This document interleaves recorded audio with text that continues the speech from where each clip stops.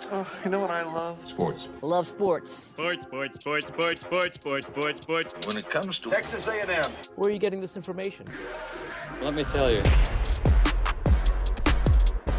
Welcome to TexAgs. TexAgs Live. I feel like I should be listening to the theme song from the Jeffersons. You know, we're moving on up. We will develop men, we will graduate players, and we will win championships on the field. The best way for us to win is to do it together. He is a guy that has gotten better and better and better. He's just got that dog in him. It's been special. The 12th man this past week was unbelievable.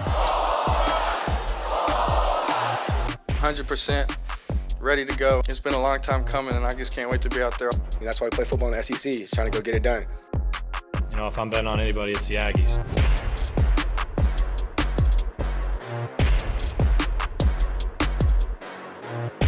So obviously, hard to make a lot of the McNeese game because it's McNeese and A&M did what they're supposed to do. But I still think in a game where you do what you're supposed to do, you can see things and try to project how things are going to look, right? And that's why folks at Oregon are a little confused or a little concerned about their team because they haven't looked good. That's why, you know, you can look at the game that happened with Notre Dame over this weekend and kind of use the transitive properties or whatever right. to A&M to like, well, you know, and also realizing it is a week-to-week sport and game plans do matter and matchups do matter. And if A&M can continue to ascend, and I don't know if they did ascend, but I think they did, but it's hard to consider that. It's hard to take a lot of things away from this game, OB, but I left happier. Yeah. You already said it. They did what they're supposed to do. They're better athletes. They're bigger athletes. They're better football players against a team that didn't win a game last year and, you know, barely beat Southern. But what you don't do in a game like that is you don't mess around and fail to execute. And what you do is you establish dominance. And they scored, touchdowns in the first 5 times they touched the ball. I think they scored 8 of the 9 times they had the ball. Yep. That's established dominance. Now, did McNeese have some offensive success late? Yeah.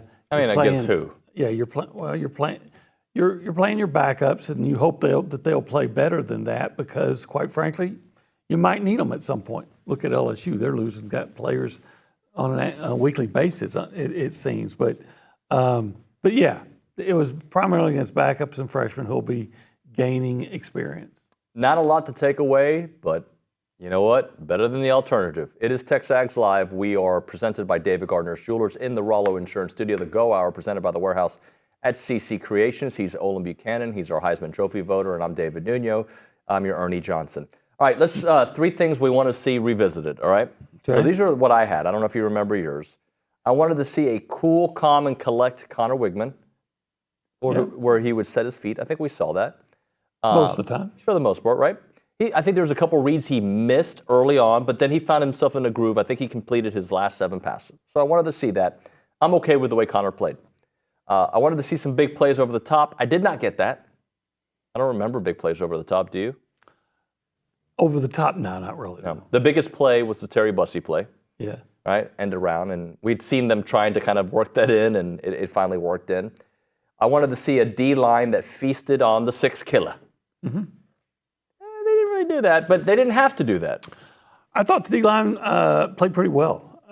Did they get the sacks? No, but both interceptions, which is something that I wanted to see. Yep. Both interceptions were byproducts of pressure, 100%. And that's better than a sack. Yep. So, I thought the defensive line was fine. I thought they got to a point where they were guessing what the play might be, and it led to at least one long run. But that's an easy fix. Say, hey, stop guessing. Right. But I'm trying to remember the things I wanted to see. I think I wanted to see, strong running game.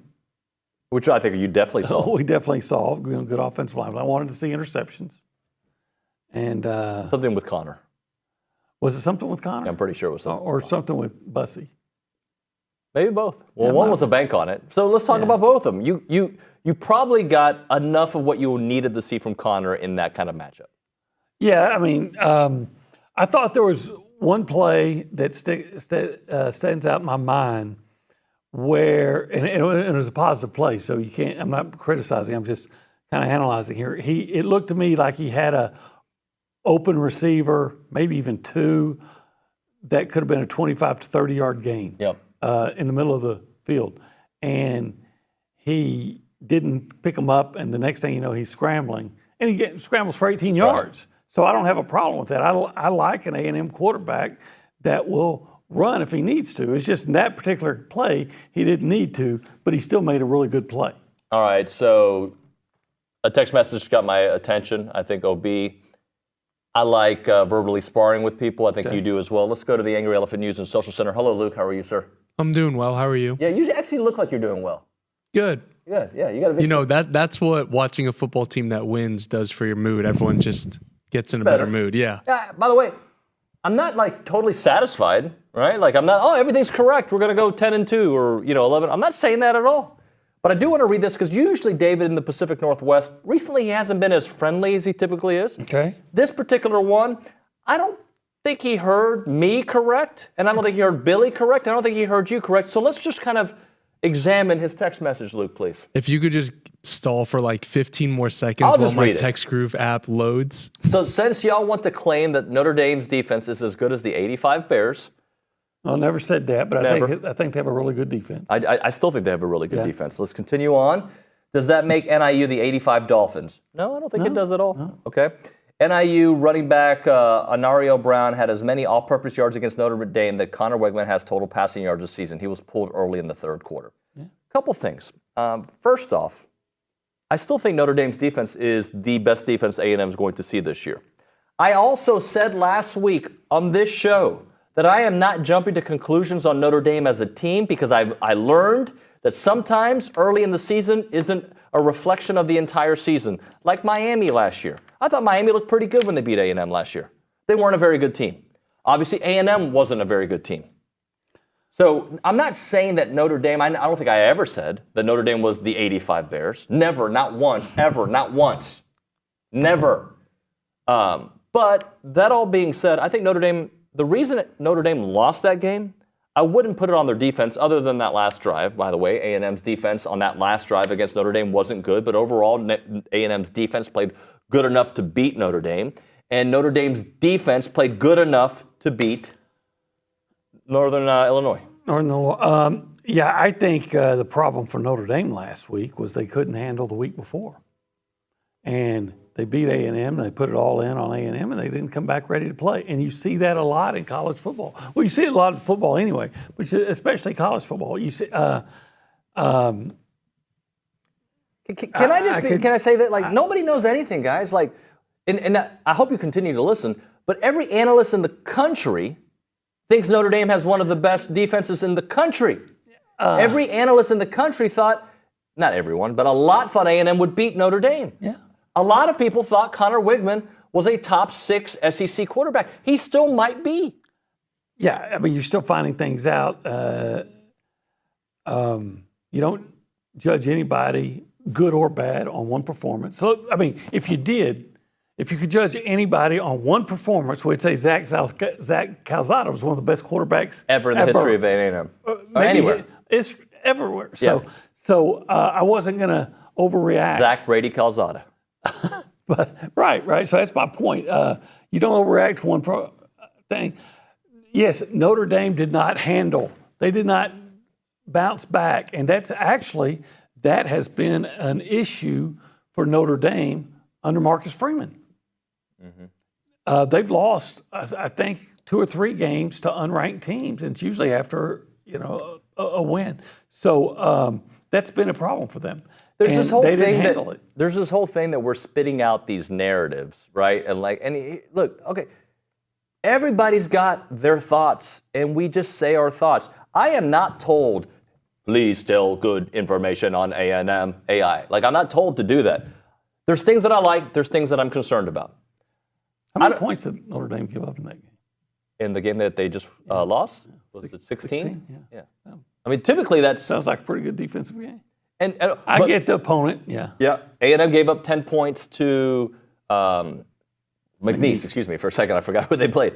To McNeese, and yes, it was the backups. But look, you can watch the McNeese game and realize McNeese couldn't do anything on A&M's defense, which was expected when A&M had their dudes out there. And A&M's offense did what they wanted to do when they had their dudes out there.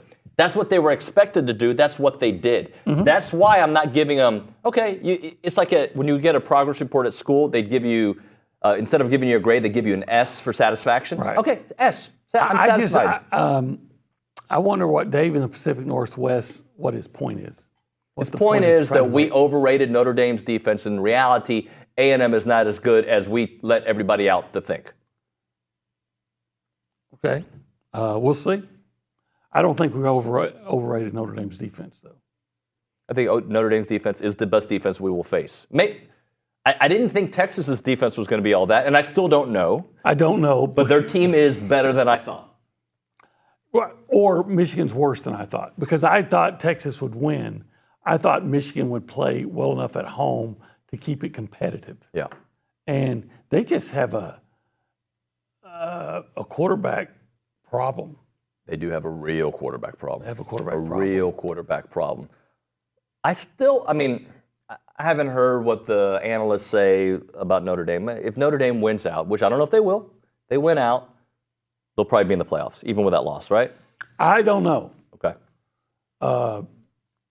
You lose to a MAC team, and that's a stain that's kind of hard to get out. Yeah, and again, I don't know if they're going to win out. It's the Miami effect again. I don't know who's good, who's bad.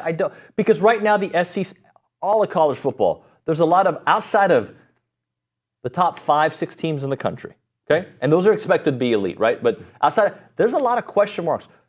Trust me, I opened the show with it. Oregon, there's some major question marks there. In fact, if the Boise State coach would have said, hey, let's just focus on running and maybe throw like once every 5 times just to keep them honest, they probably win the game. And if they could cover kicks. Yeah. Because Oregon, one big part of winning that game was return a punt for a touchdown and a kickoff for a touchdown. I stayed up and watched it. I'm looking through some of these scores over the past weekend. And let's see. Alabama, they destroyed South Florida, but if you watch that game, it was really close with 5 minutes to go. Right, but I'll give them credit for figuring it out. You get credit. We already talked about Northern Illinois and Notre Dame. Oregon barely gets past Boise State. Bowling Green was winning 70% of that game. Yeah. Okay, and A&M's going to face Bowling Green here in a few weeks. Missouri did what they're supposed to do. Miami just did what they're supposed to do. USC did what they're supposed to do. Tennessee looks to be legit now, caliber. But NC State's... I'm not... Okay, first of all, let me say this. Tennessee's good. Secondly, North Carolina State, again, is overhyped. Always. They're always overhyped. Oklahoma barely survives, I think, a bad Houston team, but maybe a Houston team, with the new regime that will get better as Willie Fritz continues to kind of get his That's the best thing Houston team has going for him is Willie Fritz. Yeah, absolutely. But that game, came down to the wire as well. Arkansas and Oklahoma State. I don't know how many yards they ended up rushing for, but I know for a while. Arkansas? Yes. I know that they rushed for 232 yards. Ollie Gordon, though, in the first half, didn't he have like 17 yards, something like that? Ollie Gordon, they kept him under control. And it was one of those games that, maybe Arkansas is real. Gordon had 49 yards on 17 carries. There you go. Okay. What other games? K-State and Tulane, tight game. Well, Tulane's pretty good. Sorry, LSU, I wasn't impressed with what they did against Nichols. Sorry. And they keep losing players, as you pointed out. Yeah. Illinois beats Kansas. Okay. Well, I act like Kansas is the juggernaut, but they were the 19th team in the country. They were. Okay? Iowa State beats Iowa. I did not think that was going to happen. I'm glad I don't bet my own money right now, because the football gods, for whatever reason, hate me. I think I went 2-4, and I did bad too. And all 4 of my losses, well, A&M, we had A&M until the. Oh, by the way, I really respect the heck out of this coach from McNeese. if I'm a McNeese, if I go to McNeese, right? If I went to McNeese, if I'm putting any money on and I'm stopping at the Golden Nugget before I go to the game, I go to the sports book and I'm saying, oh, the heck with it. This is my team. I'm going to put $100 on my team to cover. Right. And I believe that, what's his name, Goff, Coach Goff? Yeah. I believe he knew the point spread, at one Gary point. Goff. At one point, the point spread was 44.5. So if you got in at 44.5, there's A&M, they're covering, and he goes down and calls a timeout with 3 seconds to go to kick a field goal to cover. And if I'm a McNeese guy, I'm celebrating my coach because he made me a winner. Yeah, and if I'm an Aggie guy, I want to not celebrate with him. I want to do other things that is not allowed. But what I'm saying is, I would hope that my coach, Elko, would be aware of the point spread, and if he had a chance to cover, that he would do something similar. I would, don't take the knee when you got a chance to cover. Why? Because if I win all that money, maybe I got $10,000 bet on the game. Right. And if I cover, maybe I'm so happy I'm going to give 20% of that to NIL. Can I also add one other thing about defense? I think we're in a different world of analyzing defense, just like we're in a different world of analyzing offense. Okay. You cannot use 1985 metrics with good defenses anymore. Yeah, Michigan and Georgia say hello, but okay. Oh, okay. But they gave them some points. Well, Michigan in 2023 and Georgia have. Yeah. Yeah. Okay. How about really good defenses? It's not the same thing as, because the offenses have evolved so much that it's different to give up 16 points. If you can keep them under 20, you're a great defense. Yes. And based on the talent that Notre Dame has, I believe they have really good defense. An elite defense, a top 5 to 10 defense. Yeah, but I don't care how good you are, usually, because sometimes you're so good that you just go through the motions. If you're not ready to play, if you're not into it mentally, and your team is playing, your opponent is playing because, man, this is the biggest game of my life, Appalachian State, then, and if you're not ready, you can be susceptible to losing to anybody. Regardless of what happened with Notre Dame this past weekend, do you think if A&M and Notre Dame played again in week 6 or 7 of the season, it's a different result? I think it could be. It should have been in week 1. It should have been in week 1. I'm betting that Connor's not going to have the worst game of his career again. Yeah. By the way, since we're talking about the one game doesn't define everything, I would just reference Appalachian State. I believe, if memory serves, Devon Achane rushed for something like 50 yards in that game. That's right. So did that game defining? Doesn't define me. I don't define him by that game. Yeah, no doubt about that. All right, this is Coffee Talk presented by TexAgs Coffee. Beat the hell out of mornings by going to texags.com/coffee. Let's do what texture? What do you think, OB? Is 2 not enough? No, 2's not enough. Okay. We need audience participation. I was excited about that Terry Bussey run. And I think 61, 66 yards. What was it? 61 it or was 65. That's probably too much. Too much. So 6. 6 for 6 points. Or 65, 6. For Cyrus Allen. Sure. Let's just do 6. 6. We'll meet at 6. 6 texture to send in coffee to 979-693-1150. You'll get yourself a free bag of TexAgs coffee. Let's go around the room and say hi to the people. Mr. Duck Camp, Nick Savage. Howdy, good morning, y'all. That wasn't as excited as you. I thought you were going to say something after Nick Savage. I thought you were going to say like good morning or hello or something. Sorry, let's do that again. Yeah, go ahead. Mr. Duck Camp, Nick Savage. Good morning, Nick. How are you, sir? Howdy, good morning, y'all. I'm great because Duck Camp hooked me up with some sweet gear.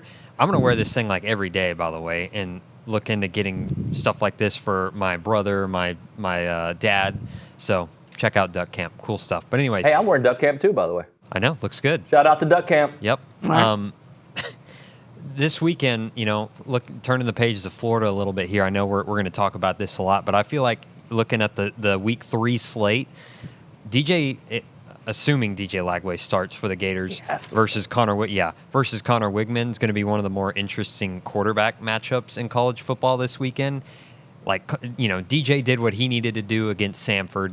Connor did what he needed to do against, McNeese State. And be willing to bet DJ Lagway played a little bit longer than Connor did against Samford, just judging by his numbers. But that's just something I'm going to be watching going into the SEC opener this week. Should be a lot of fun to watch.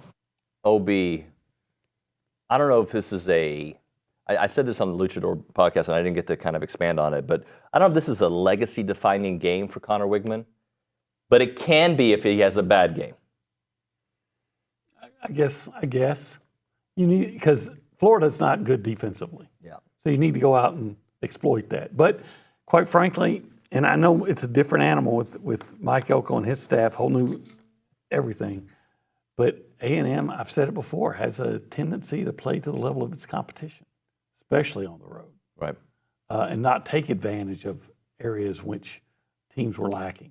But, go in with an open mind. But, yeah, I think if he struggles, then you have to ask yourself, for whatever's going on this year, is he going to play well only against the really marginal opponents, or is he going to go out and play well at, But Florida should be a marginal opponent, right? Well, they're still an SEC opponent.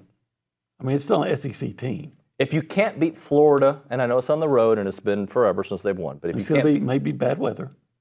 this is true. He has a history of having some issues in bad weather.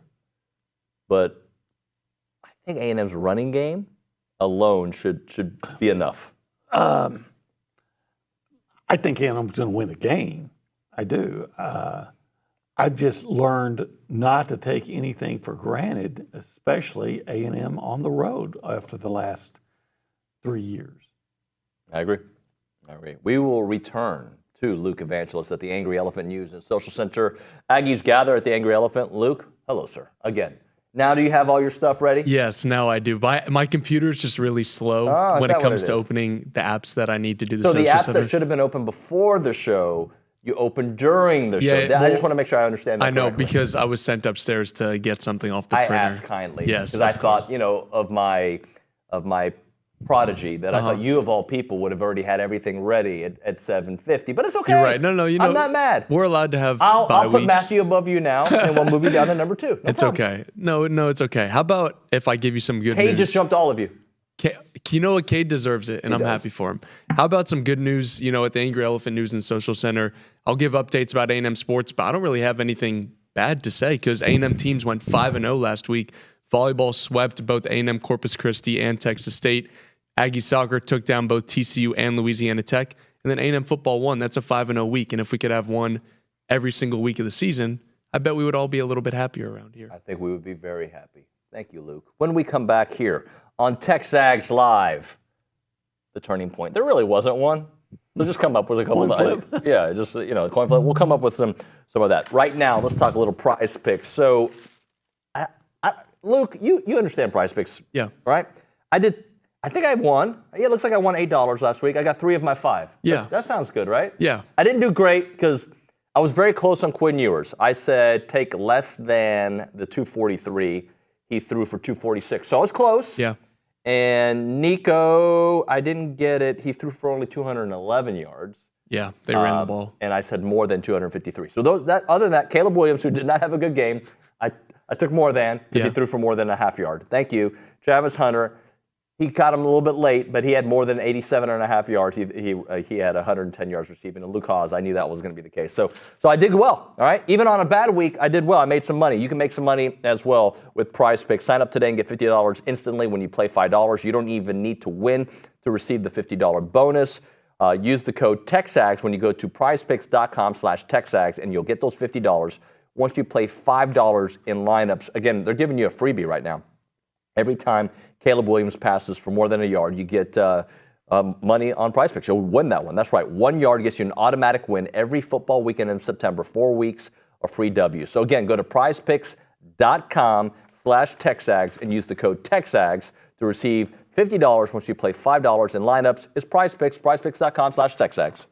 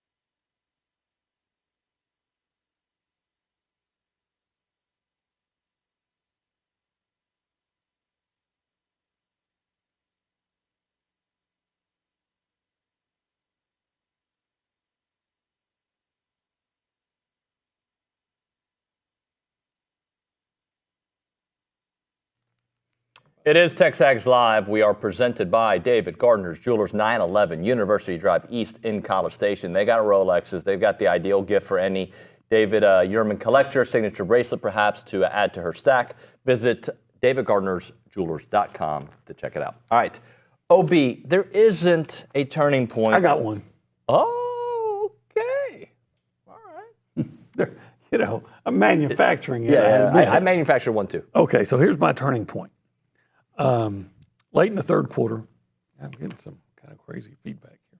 Late in the third quarter, the Aggies were up 14-0, and McNeese is kind of driving. They're at their own 46. They got a 3rd and 4, and they throw a pass to what should be a first down to keep the drive going, and the guy drops the pass. I remember that one.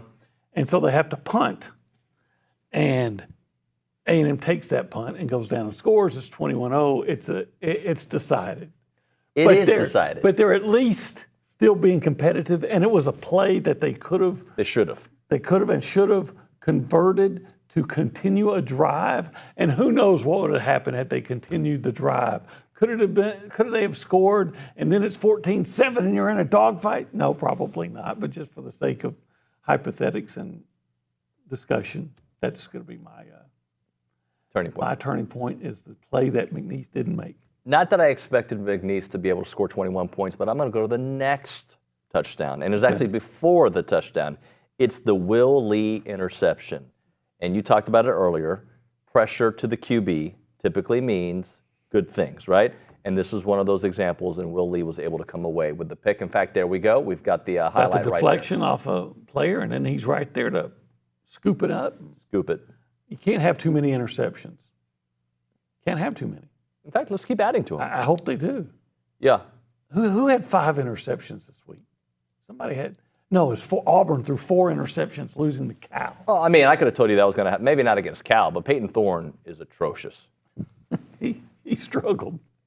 They lost at home. It's weird it's weird with Auburn because they've had some boneheaded losses in the last 12 months, yet they almost beat Georgia. I think Cal made a big mistake by leaving, by entering the ACC, because if they'd stayed where they were, I think they could have finished at least 3rd in the Pac-12. Boom, boom. When we come back on TexAgs Live, Jackie Sherrill going to join the program. I got an idea for you, OB. Yeah, what do you got? I think we invite Jackie Sherrill to 1775. Hey, now that is a great idea. Like military great coach, vibe. Great food. Yeah, Jackie was a great disciplinarian. Discussion. Yeah, I think that's the place to go. Veteran and family owned, and the prime meats. You love meat. I do. I'm a carnivore. Yes, you are. Yes, as much meat as possible. Give me some meat. Come on, just take it. I'll mess it up. You've done it before. I'll eat that meat. When you go to 1775, do you use your hands or do you use a fork? It depends on what I'm eating at the time. If I'm eating a pork rib, I'm picking up my hands. And do you clean it after each bite, or do you let it just stay? I got to tell you, I'm like, I'll taste the remnants off my fingers. It's finger licking good. Would like you chicken? Would you judge me if I saw the queso mac and cheese, and I just did a whole hand thing? I just probably. With these mics, you can hear that spit. But you know what? I had some of that. Yeah. On Friday. You went Friday, that's right. Yeah, and it was spectacular. Yeah. That macaronini and cheese. You know what? We're not overrating. This is like. Yeah, really. This macaroni and cheese. I'm telling you, I talk about it in kind of a 900 number voice.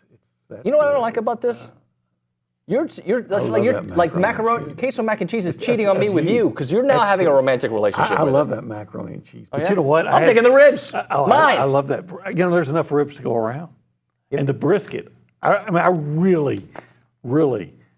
You love the brisket. I love that place. I love that food there. Brisket lover. Brisket and pork ribs, mac and cheese. I think this 1 minute live spot became 9 minutes. It's open Thursday through Saturday, 11 a.m. until sold out. Online ordering turns off at 10 a.m., 8203 Raymond Stosser Parkway, Suite C, College Station. Check them out at 1775txbbq.com.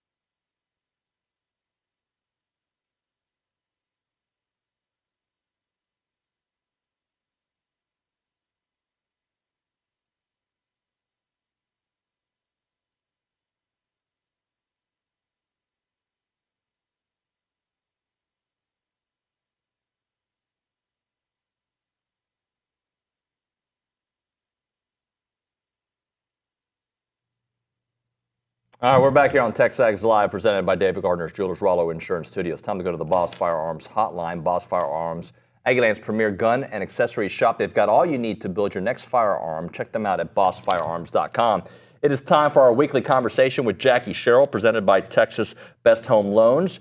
You trusted Jackie Sherrill to lead the Ags to the Southwest Conference titles. Now trust his son Braxton to lead you to the best rates in home loans refinancing at Texas Best Home Loans. Score better rates and lower fees with Braxton Sherrill at txbesthomeloans.com, an equal housing lender. With that, we go to the hotline, the Boss Firearms Hotline, and we are joined by Jackie Sherrill. I'm going to have the folks at Bryan Broadcasting put them up for me because it's, for some reason, not working.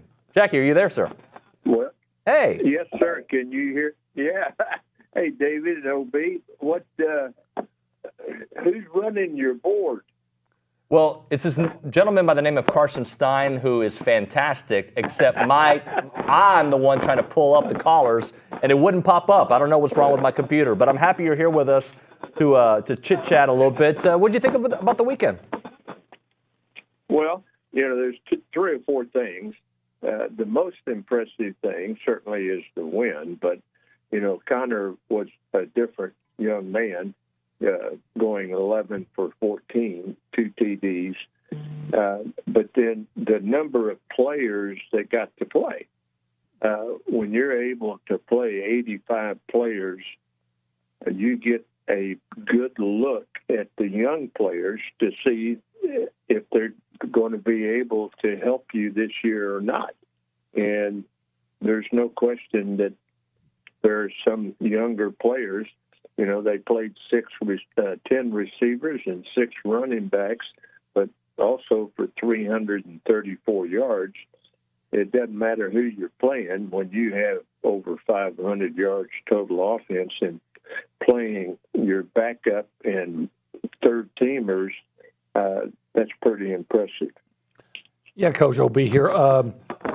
So when you're playing a team that is quite frankly overmatched, that you're better than, and a different animal, what are you looking for individually to see, to be able to identify, improvement? But improvement because they got better as opposed to improvement because you're just playing somebody that's not good enough to beat you. Well, the most important thing is the assignments. Are the players improving in their techniques? Are they improving, for instance, in your timing with quarterback receivers? You're looking more at assignments, at techniques, but you also are trying to find players. The most important thing, and this goes back to where, we lost a great player. When you're playing, you want to make sure you stay healthy. And years ago, when we lost Kevin Murray playing Arkansas State, that was a drastic loss because of the player that Kevin was. So first thing is stay healthy, and you have to understand why they played 85 players, because the first 22, you've got a long season in the SEC, and one coming up this week in Gainesville, Florida. But you want to make sure you stay healthy, and they did. And they were able to accomplish things. I think the improvement that you had, and, we all saw it from the first week to the second week. But now you got to, tighten your boots up a little tighter, and because the schedule gets a lot tougher. Jackie, when you look at a team that gets better throughout a season, how does that happen other than, hey, we're going to go to work and we're going to start implementing our system and it takes time? Like when you watch A&M, what gives you confidence potentially that they're going to continue to ascend? Well, the most important thing, and you have to understand, Coach Elko had this team for spring practice and fall practice. You really were not going against other people, 100% our speed. So you're looking at what your players can actually do. it doesn't matter what the coaches or what they want to run, but you have to use the player's ability. So you have to make sure that you eliminate, and that's what certainly you did from the first to the second game, but you eliminate things that you're not doing well and improve the things that you are doing well. So, studying your tapes, it's studying players, but the most important thing, we as coaches don't win games. Our job is to prepare the players, put them in the right position, and make sure we practice the things that they're going to see on Saturday. And then we get ourselves out of the way and let them perform. Now, if our players don't perform, then that comes back to what did we do as coaches to make sure they were prepared? What did we do as coaches to make sure we used their talent in a way that fit them instead of trying to fit an offense or a defense to what we think they can do. Coach, there was a lot of excitement we saw from the freshman Terry Bussey. I know you had guys that were highly rated recruits, and you had them when they were puppies. So, what was your philosophy on either A, throwing them into the fire and seeing what you got, or B, bringing them along slowly, and how do you decide that? Well, if a young man like you're seeing has talent, put him out there, and it goes back to players that you put out as freshmen, and we've been fortunate, or I have as a coach, to be around a lot of great freshmen, and I've seen a lot of great freshmen at A&M that ended up, you can go back to Evans or you can go back to Manziel, even though he redshirted a year. You put those guys out and let them play, but you have to fit what they do best. That is Jackie Sherrill here on TexAgs Live. Coach Sherrill, thank you so much for joining us, and thanks to Texas Best Home Loans and Braxton for bringing us this interview. Jackie, have a great week. We'll talk to you next week. Thank you. Take care. Jackie Sherrill here on the show. Always appreciate his insight and his candor. All right, we'll hit a break. We'll come back with Around Aggieland. I'm really excited about this new sponsor, Bird Dog. Aggie owned and operated, creating access to hunting opportunities. So think about Airbnb for hunting. They're the ones that will find you all these ranches to go to, streamline booking process, making finding, booking, and hunts transparent and easy. They make it easy for landowners as well because they get more hunters and make more money on their ranches. They provide full-service hunting experience for corporate groups, friend groups. They also handle all the logistics so you can focus on the fellowship and have fun. They're currently partnering with 60-plus ranches and growing that supply, and they're all around the world, by the way. Texas, you name it, but like beyond Texas as well, Mexico, Africa. Brand new hunters like myself, seasoned hunters welcomed as well. And it's cool. I'm not going to announce it just yet, but we're working on something together where TexAgs customers and listeners will be able to join myself and maybe some other names that you might recognize. They'll be to go for a cool little hunt here during the bye week. So we'll talk about all that. Check out the website, birddogit.com. That is birddogit.com. They make memories hunting in the outdoors, something for everyone that should experience and are excited to get that next generation of hunters out there. It is birddogit.com.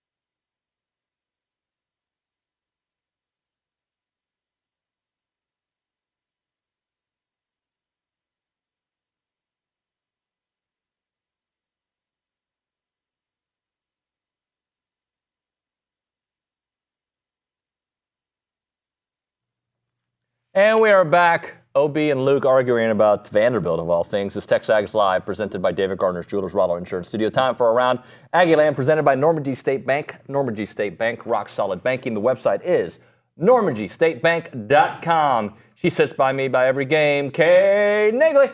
I think we should tell the people about your singing. What was it? What did I do? I want to be a cowboy, or you were singing one song throughout the entirety. Want to be a cowboy. Want to be a cowboy. Yes, I think we should tell the people about that. That was fun over the weekend. It was. I would say it only when I was in a good mood, which was pretty much the entire game. Mm-hmm. Yeah, it was. I didn't like the last drive. You weren't sitting by me in the last drive because I was on the field. I didn't like that drive. That is true. It was OB just reading off Arkansas statistics throughout the game. David singing, "I want to be a cowboy," or "I want to be a cowboy," and then me losing my voice over the weekend. So sorry about that, guys. If I sound a little fuzzy. Did you like my cowboy voice?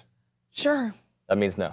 I don't think I do know about that. the Dallas You don't remember? Cowboys. I was singing it every like 7 seconds. I don't want remember. to be a cowboy. How you feel about Dak, OB?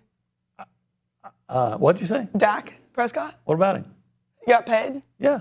How you feel about it? I feel good, actually, because, listen, and I know this about Around Aggieland, but I have lived through the periods of time when you don't have a quarterback that can win. Like from the post-Danny White until... Quincy Carter? No, he's part of the bad part. That's what I'm From saying. post-Danny White until Troy Aikman, and then post-Troy Aikman until Tony Romo. Remember those years, and you'll say, hey, if I got somebody who can win, do whatever it takes to keep them. Like great quarterback Steve Walsh. Go ahead, Kay. Let's get into it. He's all washed up. I had to get OB going about the Cowboys. So over the weekend, A&M football won 52-10 game over McNeese. They had 333 yards on the ground in the win. Le'Veon Moss scored 2. Also, Amario Daniels scored 2. Both of them had multiple rushing touchdowns, marking the first time that's happened since Devon Achane and Isaiah Spiller in the Orange Bowl victory over North Carolina back in 2021. So heck of an accomplishment for them. Also, their 333 yards on the ground were the most since the 401 put up in the Gator Bowl. That was back in 2018. So good accomplishments on the ground there. They will head to the Swamp over the weekend to take on Billy Napier's Florida Gators. We'll see if he can make it out of there alive, hopefully. Moving on to soccer, they took Hopefully? down... Like, I don't want him to die. Yes. Nobody wants him dead. Yes. Maybe we should like, make it out alive, make it off the tarmac. I wouldn't quotes, mind air if quotes. A&M put such a beating on them that they have to. Yeah. But, like, I'd certainly want him, like, physically well. Yeah, no, absolutely. Just an analogy. But anyways, let's get to some soccer. How about Coach G. Guerreri recording his 514th career win? That moves him to number 4 all-time in the history of Division I women's soccer coaches. Heck of an accomplishment for G, as his team and Taylor Pound scored 2 goals in 55 seconds to beat LA Tech. That was last night. They will head to Connecticut over the week, or this upcoming week, facing Central Connecticut on Thursday at 6 p.m. They will have a noon match with the Yukon Huskies on Sunday. So if you're in town, make sure to head over there. And then last but not least, volleyball took down Texas State over the weekend. Logan Lednicki shined. She's always awesome. 19 kills in the sweep over Texas State. That was Friday evening. Heard we had a rowdy crowd at Reed. That was awesome to see. Hopefully we'll see a lot more over the season. And then upcoming this weekend, Temple, UNH, and Louisiana will make the trip to Aggieland for the A&M. I gotta jump in. JB corrects us both. At the stadium, I sang it correctly. Should have been a Cowboy. Should have been a Cowboy. I was singing Keith. Yeah, Toby Keith, the Jam. I was singing it correctly at the stadium, but I think you put something in my head, right? The words were jumbling, but yes. And it is on my playlist, believe it or not. I can prove it. And there's another Learn to rope text. a ride and ride. I don't know if I understand this, so I'm going to read it out loud, and I'm not trying to have fun. I'm actually going to have we got a minute 30 to discussion here. Joe and Brian, I feel we benched Connor because he was clearly not well. We went also. Why did we stop running? If he's talking about the McNeese game, he played well, and we don't want him to get injured. If you're saying they should have benched him in the Notre Dame game, I personally disagree. It was a tie game in the last few minutes of the game. I don't believe you changed your quarterback. I love Marcel Reed. I do. I think he's going to be a player. But I don't think you sick Marcel Reed on Notre Dame, which is the 85 Bears apparently. I would not have objected to bring him in and play in a specific package. Just sure, if that was something they practiced, not like I on the would've whim, practiced it. but on a whim, like, you know what, it ain't working. Let's Marcel, true. just run. That's true. That's yeah, fair. I wouldn't have done that. So, and also, why did we stop running? When did we stop running? Yeah, I don't know. When Marcel came in, I guess they were. If they did stop running when Marcel came in, it was because it's practice. You're working on your backup quarterback, getting him some more throws. Yeah. You know he can run. Let's hone his passing skills. All right. Okay, great job. Thank you. Thank you very much. When we come back on TexAgs Live, text messages and premium boards. Go ahead. Tom Hart, next on the program. That and, of course, Billy Liucci. We'll see you in a bit.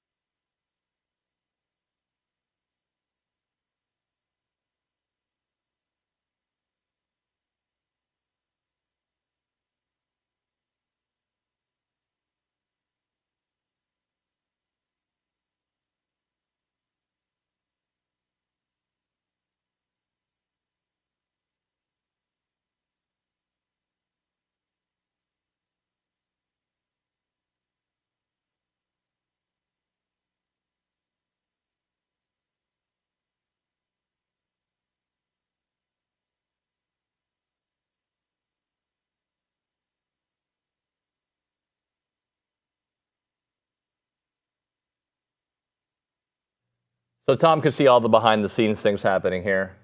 I'm having a conversation with Bronny out in the lobby. I'm running to the studio. Nick's like, hey, we're back. My mic's not even on. Welcome back to TexAgs Live, presented by David Gardner Jewelers in the Rollo Insurance Studio. We go to the Boss Firearms Hotline. We're joined by my buddy, Tom Hart. Tom, good morning, buddy. I thought I was going to have to take it over. I thought I was just going to do the segment. They're just going to punch me in. I wasn't sure if you were going to make it. Can we try like an intro? Like, hey, welcome into TexAgs Live, presented by David Gardner's Jewelers. Can we try it? Yeah. I'm not sure where David is. Welcome back to TexAgs Live, presented by David Gardner Jewelers.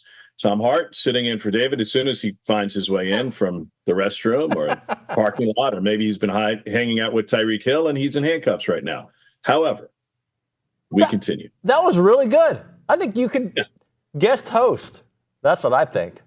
Sign me up. All right. Better day than Tyreek Hill. I mean, come on. Let's do this, man. We should actually have you in studio. Do you think A&M game is in your future? I would assume. I just had the schedule up a moment ago. Gosh. I think one that might come my way, our way as a group would be, I know it's an afternoon kick, maybe the Arkansas game at Jerry World. But I don't know if I'm going to make it there for football now that I go through the schedule. But I'm pushing hard for the Jerry World game. That series has been incredibly exciting over the years. And I thought Arkansas looked really good Saturday. It's too bad for the league they couldn't finish it off, because Oklahoma State, in my mind, is a really good team, and the Big 12 is completely up for grabs. And so the value that win would have brought the league, especially if Oklahoma State ends up winning the Big 12, because Arkansas is going to be what they are. I just thought that Sam Pittman's team had a chance to grab some real momentum there to get the day started on Saturday. Tom, I'm glad you bring that up. I want to talk A&M in a moment, but just yesterday on the Luchador, we're talking about just college football in general, but from the SEC perspective, there's about 6 teams that look legit. And then everybody else is like, I don't know. I guess A&M can join that group. I guess Oklahoma could, even though I've looked at their schedule, I don't know. But nobody really looks good beyond those first 6. 6 of the top 7 teams in the AP Top 25 poll are SEC teams. That's amazing. I think that speaks to the depth. Obviously, you throw a Texas team in there that joined the league at the right time in terms of how they have built their program. And by the way, how Sark built that program was getting tougher, especially up front and on both lines. And they looked really tough by dismantling Michigan. Like it wasn't flash. Like that is a tough football team. So I think that they deserve some credit in how he's built the program in that regard. To your point, I think that first of all, I heard a stat this morning. I think it was from Ross Dellinger that the SEC has a losing record, 5-6 against other power opponents. I don't know if that includes the Notre Dame A&M game, but I presume it does. That's not good. And what I think hurts the league is that those numbers could have been flipped pretty easily, right? I mean, Mississippi State had a nice little comeback late Saturday night. They could have pulled that one off. Arkansas blew a 17-point lead in Stillwater. They certainly should have held on to that thing, but their clock management in the fourth quarter was just atrocious. I mean, they were lucky to get it to overtime. Kentucky looked awful against South Carolina. If they would have, and they were favored to win that game, if Kentucky would have won that game, I think based on what they've been and as talented as they are, then we would be thinking a little bit differently about them. Like that would be a top 25 team. Because South Carolina did not play well in week 1 against Old Dominion, we don't think of them like that at this point. They'll have a chance against LSU this weekend to maybe convince some people. But yeah, that middle tier, like there's an elite tier, I think, with Georgia and Texas, and there's Ole Miss could be part of that conversation, Tennessee could be part of that conversation, Missouri could be part of that conversation. But then the middle class just looks very average right now. We'll see what happens. We'll see who can. Usually, what happens, right, David, is one of those teams that's with its peers, collects a couple of wins, the ball bounces their way a couple of times because everyone seems to be very equal. And then we think of them as a great team. I really don't know if that's possible without divisions and with the scheduling as it is these days, as tough as everyone's schedule is. Maybe they just beat up on each other all year. We'll see. Tom, I'm not sure how much you paid attention to Notre Dame. Obviously, they lost this past weekend, but a lot has been made of, well, that defense really isn't as. I don't think the defense was the problem this weekend. I think it's that offense that, A&M had their offensive issues as well against Notre Dame. When you look at what happened to Notre Dame, does that give you pause on what the rest of the season for A&M will look like, or is it just part of the bumps of a new coaching staff and in a new team? Well, I'll say this. I was not as high on Notre Dame's quarterback as everyone else seemed to be because he just didn't have the track record, and he did not have the track record, especially throwing the ball. He had a big win. It was nationally televised when he was at Duke against Clemson. He ran the ball well, then he got hurt. And I thought it was a stretch, and I thought it was a reach for Notre Dame to think that they could dip back into the transfer portal and be led to the promised land. So I think that bore fruit on Saturday and their loss to Northern Illinois. So that will be a concern for them going forward. But I don't think it takes anything away from A&M. That was game one of the season. The atmosphere was electric. Notre Dame played like a big-time team. Now, if they're no longer a playoff team in my book, so you don't have that to hang your hat on. Hey, we lost. Yeah, we lost at home, but we lost to a playoff team. Could they still make it in if they run the table? Yeah. But the warts that they showed, because they got outclassed. They got outgained by over 100 yards by Northern Illinois.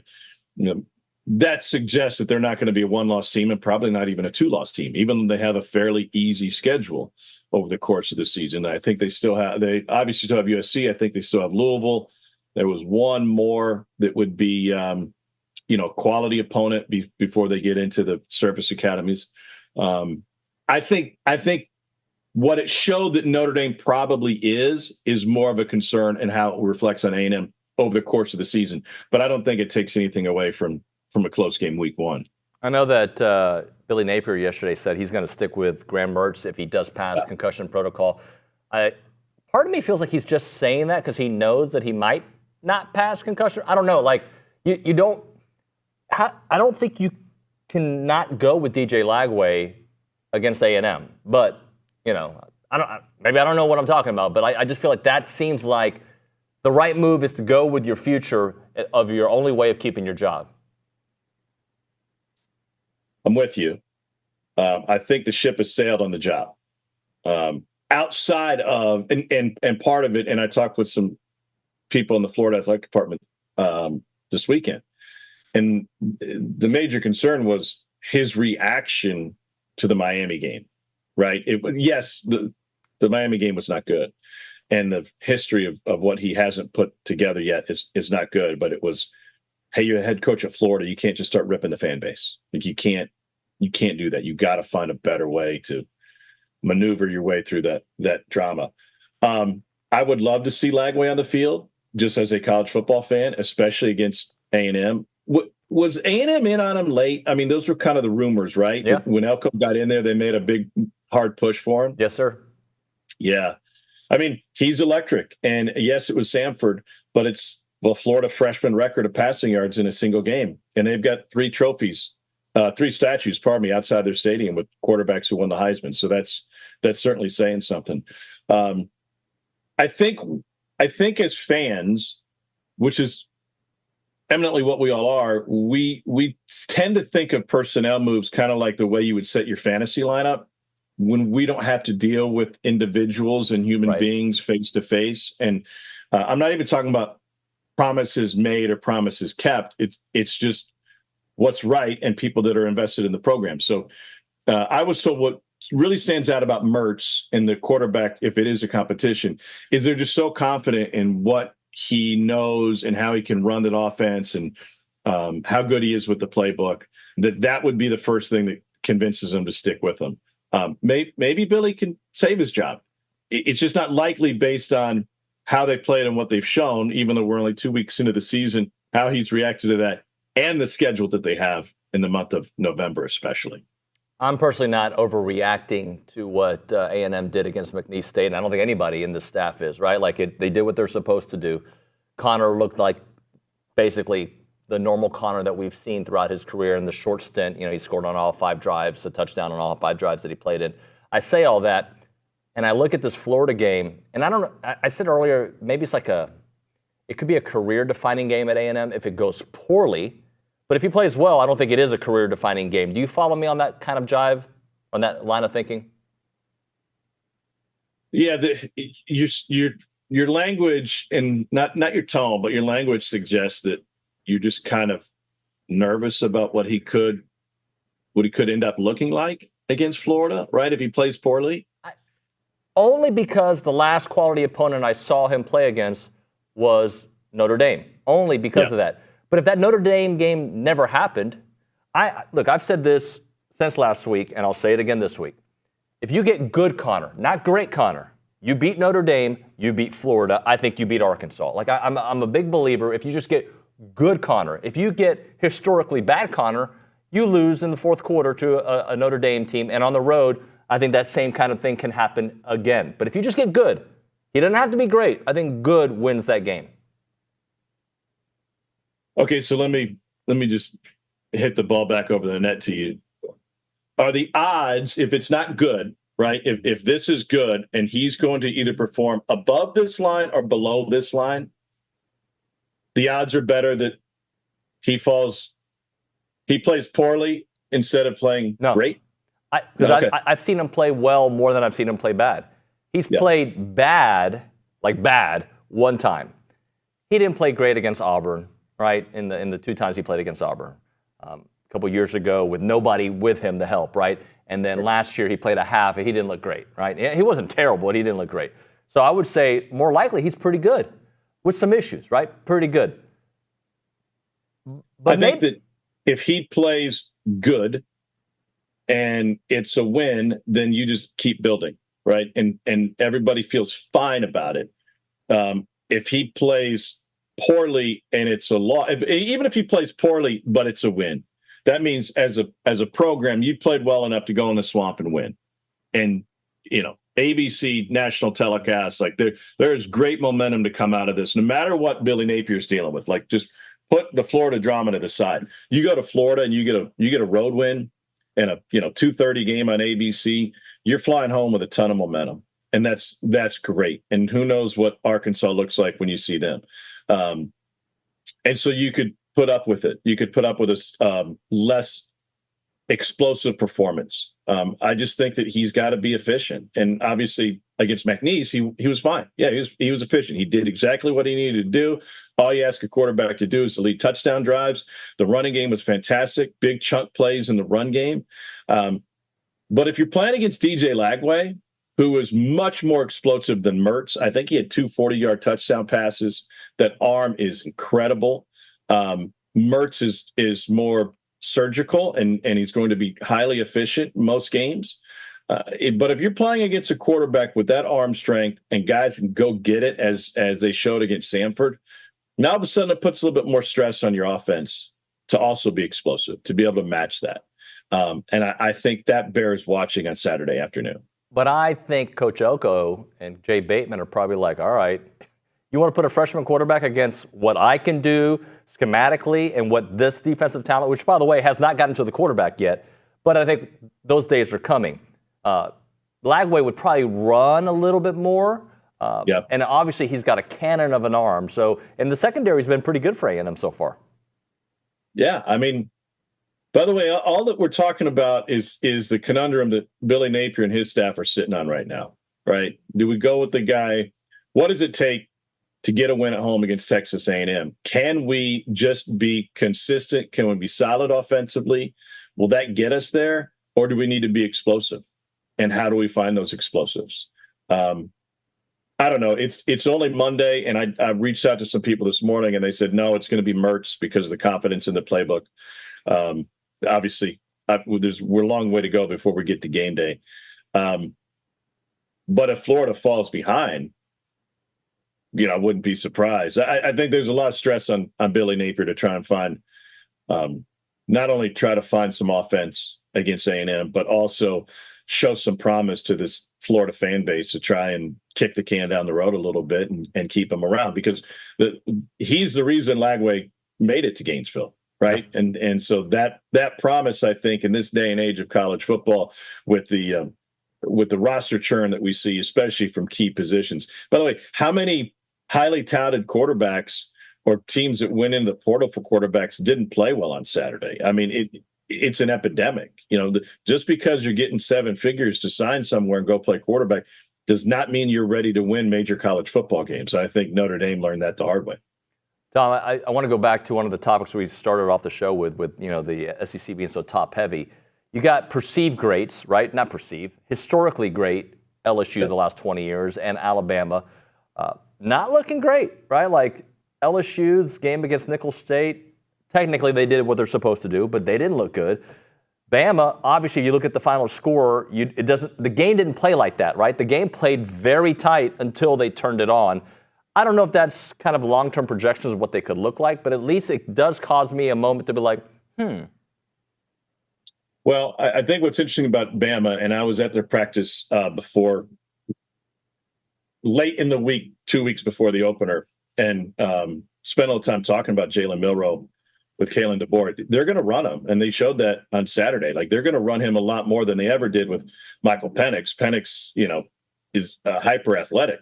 But they really believe that Milroe can be a true dual threat quarterback. And I think that probably plays better because of his running style and bigger games against big opponents, and probably take some explosiveness away from that offense, which was incredible last year with Roma Dunze and the great receiving core at Washington. My biggest concern of those name brand teams, and LSU's got to deal with injuries, so I cut him a little bit of slack. John Emery's out. They just lost a defensive tackle with an Achilles injury. But it's Oklahoma, and we're just there on Saturday, and they really struggled against Houston. And credit Willie Fritz, that Houston program, because they really restructured a lot of things in terms of trying to get some protection up front, which they didn't have week one against UNLV. But Jackson Arnold is still a young quarterback with only 3 starts under his belt. And he's got a long way to go to fulfill the promise of the Gatorade Player of the Year and being a 5-star superstar. He didn't get any help from his offensive line, and they're banged up. Their wide receivers are banged up, and I take all of that into account. But we build these guys up so quickly, and also because of the money that they're making to play college football these days, they get built up very quickly. Guys with experience, the older you are as a program, the older you are at quarterback, the better you are. Oklahoma's got a long way to go to get there. Tom, I appreciate it, buddy. Talk to you soon. All right, man. Be good. Thanks. Hey, man. Tom Hart there on the Boss Firearms Hotline. We'll come back. I believe Billy will be in studio for that. Right now, we're talking about Rollo Insurance. The difference is real. They're an independent insurance company built around educating you on exactly what you're paying for, doing the shopping for you so that you can accomplish all of your insurance goals. Their headquarters is in College Station right here on Highway 6. It's great, right? They're all around town. You'll see them, Jackson, Jason, the whole crew, Keith, Morgan, you name it.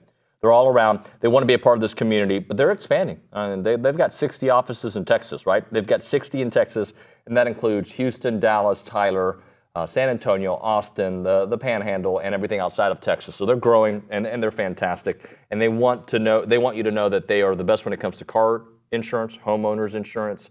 They've got farmer insurance, ranchers, hobby farmers, you name it. And their business priorities are God, family, and country. So go check out their website, rolloinsurance.com. That is rolloinsurance.com. Or call them up, 888-44-ROLLO. That's 888-44-ROLLO.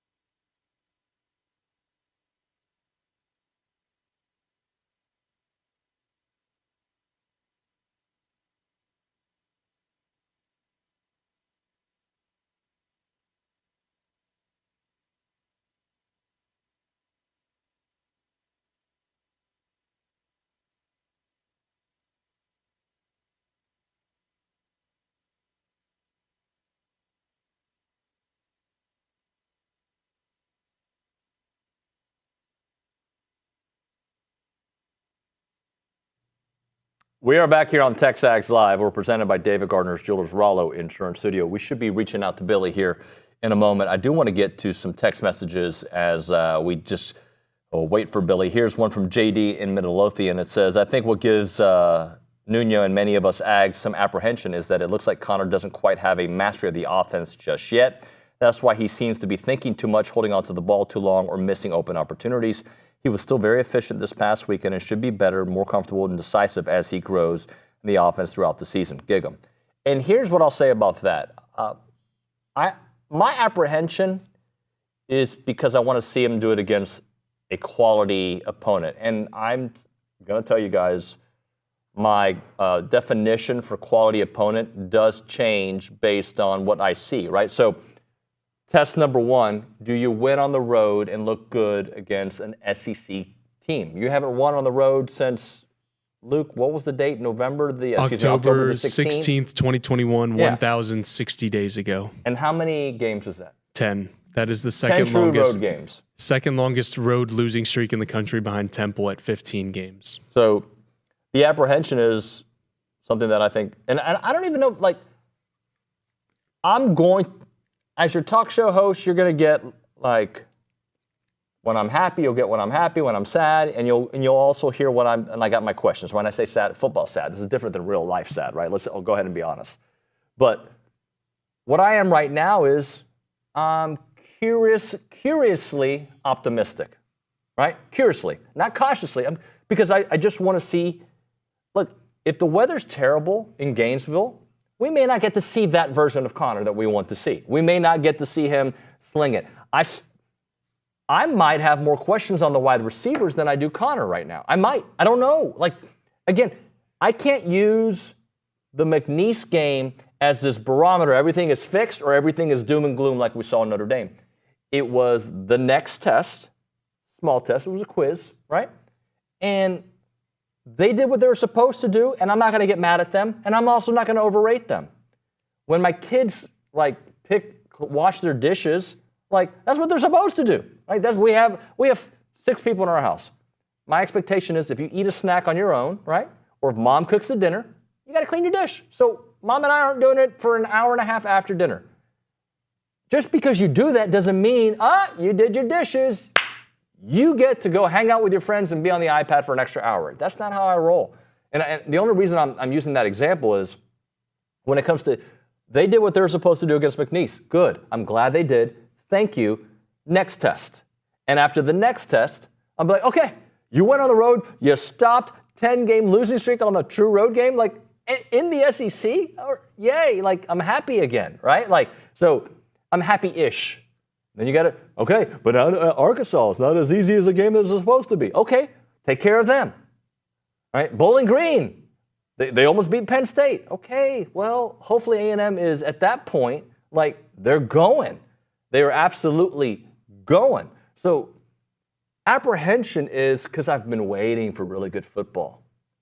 And technically, 21 wasn't terrible football. Like, 8-4 is not okay. I'm not saying that before I started getting some hate text messages.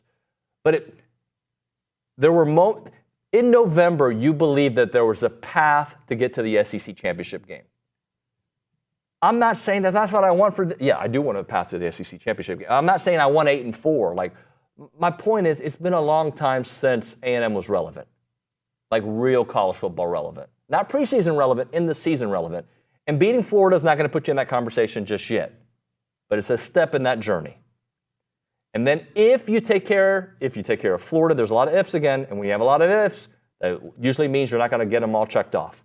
But if you take care of Florida, still a big if. If you take care of Bowling Green, if you take care of Arkansas, now you're starting to feel like, okay, like we're trending in the right direction. What other text messages do we have? Yeah, I've got a story about some history between Torian York and DJ Lagway from Jim and Temple. Tell us, Jim. Jim is a historian. Yes, and Torian York is from Temple, so this story is about him and his history with DJ Lagway and their team from Willis. So in Torian York's senior year, he shut down DJ Lagway and Temple beat Willis, and then Torian York goes to A&M. it's just DJ Lagway there, and they're throwing all over the field, and Willis torches Temple. And so it just goes to show, obviously I don't know the other factors on who else was on the team, but Jim, who I'm going to count on from Temple, hopefully watched the game, knows it better than anyone else that Torian did play a crucial role in shutting down DJ Lagway. So if that is the route that Billy Napier chooses to go, which, you know, if he wants to save his job, he probably should factor in DJ Lagway a little bit. Torian York has experience, not just playing against him in high school, but playing very well against him. By the way, I don't necessarily believe Billy Napier, that Graham Mertz is going to be the starting quarterback. Like, I don't think he knows that yet either. I think the week has to play out. Can I interrupt your reading for my reading? Yeah, of course.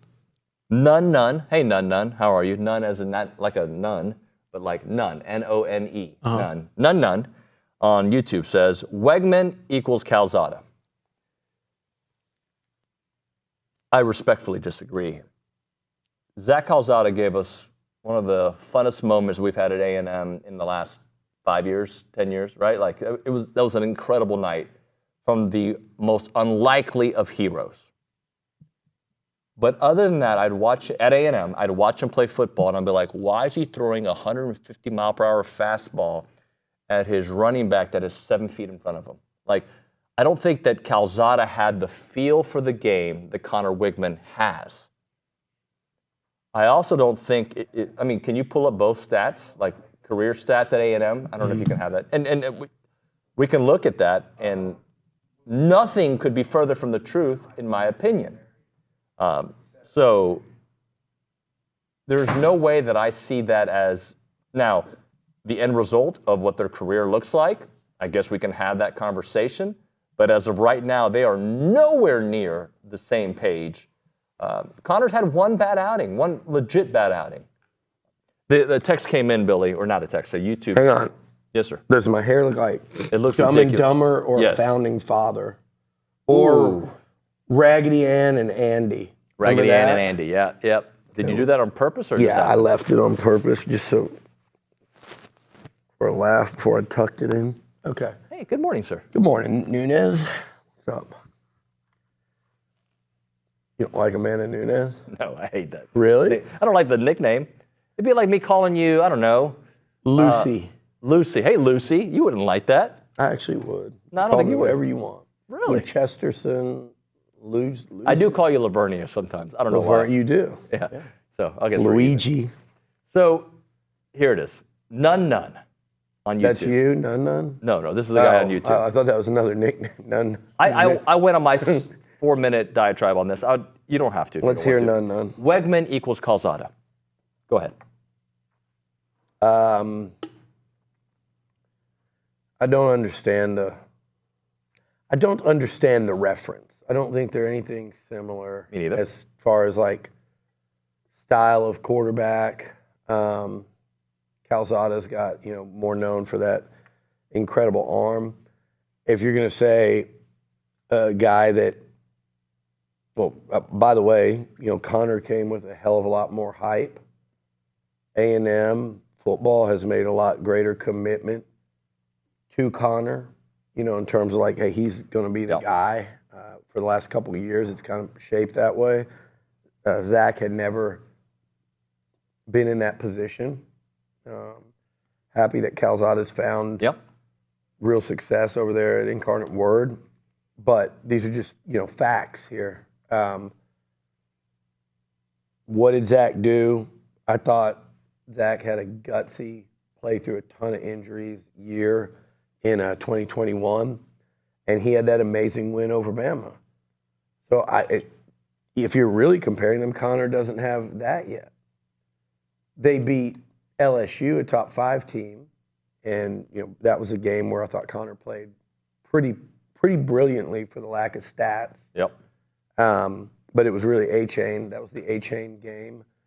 And that was not Alabama #1, walk-off, all-time iconic moment in A&M history. Zach had that. There's really, to me, there's almost nothing comparable between the two. Zach got his job when Haynes King got hurt. I don't see any similarity. Well, and I don't know I don't understand. I think he thinks the output's going to end up being the same. Maybe that's the style of quarterback, but I think Connor has a better feel for the game at quarterback than Zach did for most of his time here. I think so too. Yeah. I think so too, and I think he's a much more accurate passer. Calzada's got the better arm. Calzada's got a better arm than 90% of quarterbacks out there. But I think, I don't get the comparison other than if you're going to say, well, he's not going to succeed at A&M and neither did Zach. Well, again, if Connor doesn't succeed, it's actually worse for, in terms of what we're talking about. But I don't understand where we're coming from that Connor's not going to succeed based on how he played in one game. Right. I can understand if you say, hey, I didn't see enough, and I don't think we've seen enough. I'm there with that. Like, he needs to show more starting this weekend. Like, I think for Connor, at Florida, against maybe a true freshman from Texas, basically, for all intents and purposes, the greater Houston area, a true freshman with no more to work with than you've got, playing against a much better defense in A&M's defense. Like, Connor needs to go and play well and win that game. A couple weeks from now, you go play Arkansas. You're playing against Bobby Petrino. A&M typically has not lost to Arkansas once in 12 years since joining the SEC. The big stage of Jerry World. He needs to go play well and help A&M win that football game. That's what I think. That's a fair expectation for a junior quarterback that has shown it several times out there against real, I wouldn't say top-end competition other than LSU, but Power 5 competition, quality opponents in like Miami and Auburn and things like that. He's shown it, Ole Miss. I think it's a fair expectation to say, hey, you should have a good defense behind you in these two games. It's a tough place to play in the swamp. It's a tough place to play in Jerry World. The lights are going to shine bright. Now's your chance to start gaining some momentum and establish yourself. And go and be the best player on the A&M offense in those two games. And go and set yourself up to come back to this place and take on Brady Cook and Missouri, a guy that many people think is one of the best quarterbacks in the SEC, and say, okay, let's see what you got. That should be Connor's mindset, and I think that's a fair expectation at this point of Connor. What I don't think is fair is taking what he did against Notre Dame 2 weeks ago and throwing out everything else you know about him. And that's what it's not a lot of the fan base, it's a lot of the vocal fan base has done. Most people will look at that and see the insanity of it. People outside of A&M will see that. And I'll be honest, like, you've got a lot of eggs in 15's basket right now. You really do. So he also needs to start playing better, because I think if he does, and by the way, better than Notre Dame. He didn't play a perfect half against McNeese, but he played pretty well and led them to touchdown drives on every possession. He was 11 for 14. It was 125 yards. I know there's at least a couple big plays there that he missed, but he also, he did what I want to see him do more of, which is, if it's not there, go. Yep. Get some yards, because he is more than capable of doing that. And I've seen him do it against SEC defenses, so it's not just that it was McNeese. I think he could have done it more the week prior against Notre Dame. So I was perfectly fine with his outing the other day. It was good. It was more like hey, let's get some confidence back. Let's let you run this offense for another couple of quarters, and that's exactly what he did. So I'm going off Notre Dame. Sure. I'm like, yeah, you absolutely need to see more, because to me, that's the only way this offense succeeds this year. That's my opinion, at least early on. Marcel Reed will have to play a lot more to be ready to go in against those SEC defenses, and for A&M to consistently move the ball, score points, and get things done in the passing game. Connor has to turn it up, and those receivers have to help out and get better starting this weekend. The good news is, again, David, they are not playing murderer's row on defense. Did you see what Arizona State did to Mississippi State? Yeah. Did you see what Oklahoma State did after falling behind to Arkansas? Did you see what Florida gave up to Miami? Missouri is known way more for their offense than their defense. Now, South Carolina's defense looks pretty good. Yeah, they do. But, I mean, again. But didn't they look kind of suspect the week prior, though? Again, is Kentucky's offense. You talk about a coach that hasn't figured it out on offense, it's Mark Stoops.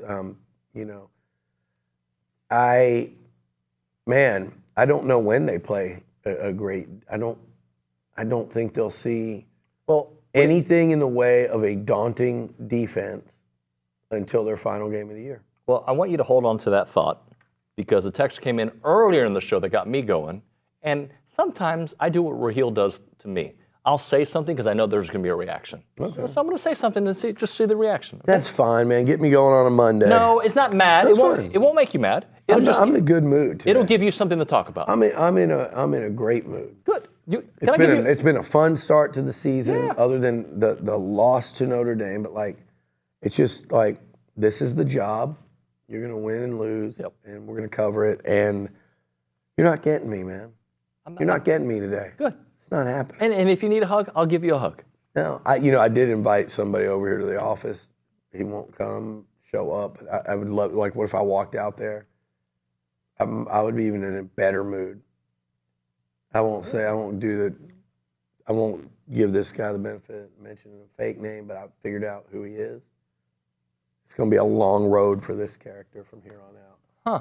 It's going to be like just. I like when you say that. I mean, you do that to me over a course of many years. Let's go. I think you and this gentleman need to go to Gardening 101. There. To where? Gardening. Gardening? Yeah. 101 at Milliken Reserve.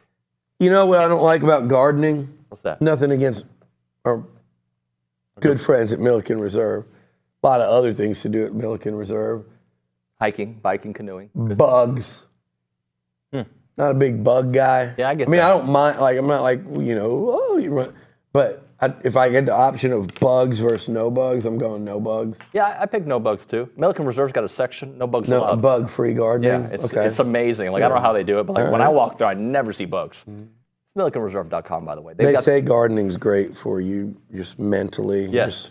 You just relax. Billy doing gardening and Billy doing yoga at Milliken Reserve. That I can see happening. I would do yoga. Yeah. Check out the website. I think that's the spot. MillikenReserve.com. That's MillikenReserve.com.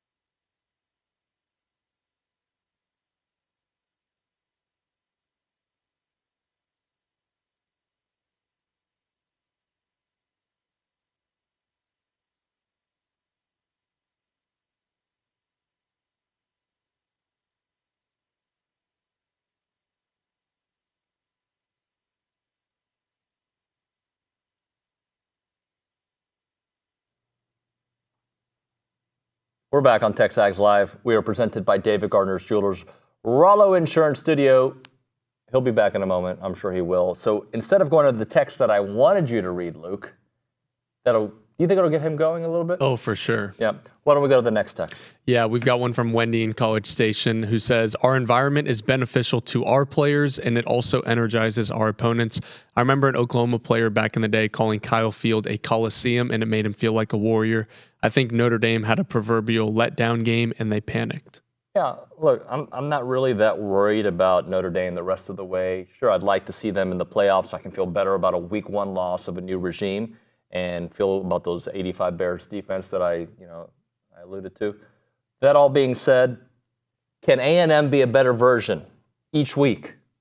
Which you would think with reps and time that you'll be better. But can A&M be better so by the time we get to this game matters this weekend. It's go time the rest of the way. Can they continue to get better? And hopefully, and I think yesterday on the Luchador, Billy said, take the Texas game out, take the Notre Dame game out. Now these next 10 games, right? Well, now 9 games. Can they continue to build on that? And can the offense get some consistency? That's what we want to see. I'm just going to hit a break here because we're on time, and he's not in here. And if he comes in here, it'll be 9 minutes. Caldwell Country Chevrolet at a time. Highway 21 in Caldwell, online, CaldwellCountryChevrolet.com. They are locally owned and operated by Aggie alumni, and they are the very best in the community at getting you the right price at the right time and the right trade-in value. And, of course, that customer service is second to none. That's what they do. Free oil changes for life on the purchase of your vehicle as long as you own that vehicle from Caldwell Country Chevrolet. Complimentary pickup and delivery for their service customers. They're a premier dealer for commercial vehicles and all of your small business needs. What you need to do is make that short drive to Caldwell and get a car buying experience like never before. We're talking 15 minutes, the edge of Bryan to the beginnings of Caldwell. A short conversation away, but you'll see the difference when you step on the lot and do business with the great people there at Caldwell Country Chevrolet. Highway 21 in Caldwell, online, CaldwellCountryChevrolet.com.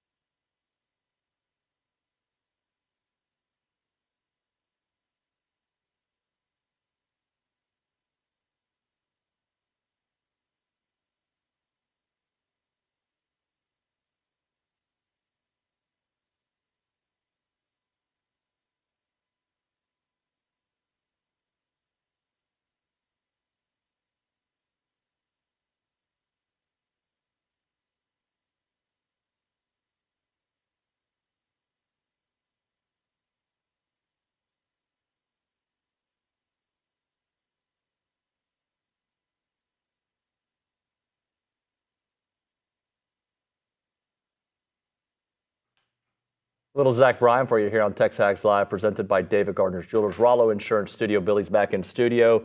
Buddy Jonathan Lusk is hanging out with us as well. He's watching the show, Bird Dog. Go check it out. If you haven't seen it, you're going to love it. birddogit.com, correct? All right, and we're going to have a great hunt that we're playing. I can't give you too much information, but it's going to be worth it. We go back to the Angry Elephant News and Social Center.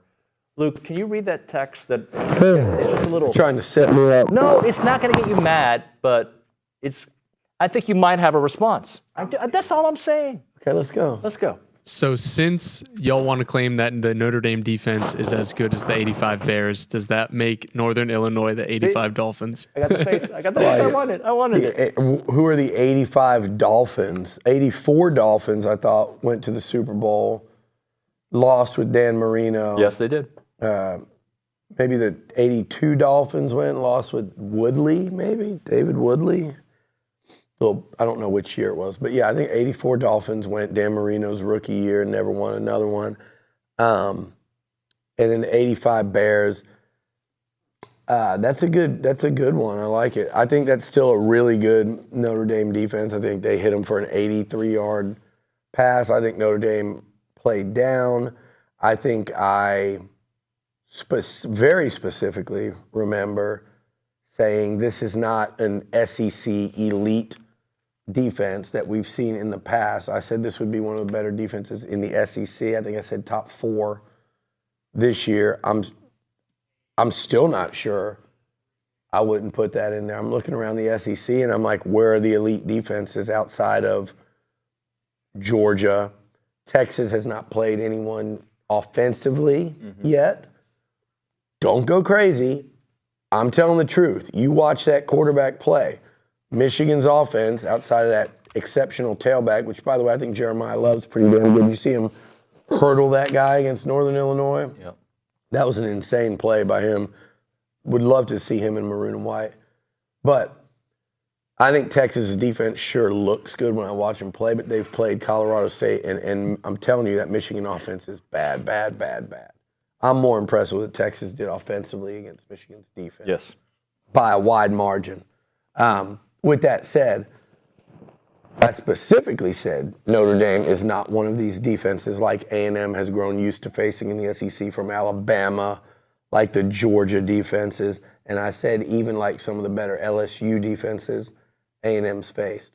They don't have those creatures in the front seven, those absolute beasts that wreck games in the front seven that these elite SEC defenses have. They have a couple of secondary guys that I think are really, really good, like high-round NFL guys. That's what they're going to be. Their secondary has it. I don't think they have it enough in the front seven to be in that category. Should they have gotten driven on and not been able to get off the field against Northern Illinois? Hell no. That certainly knocks them down a peg, several pegs from what we were thinking.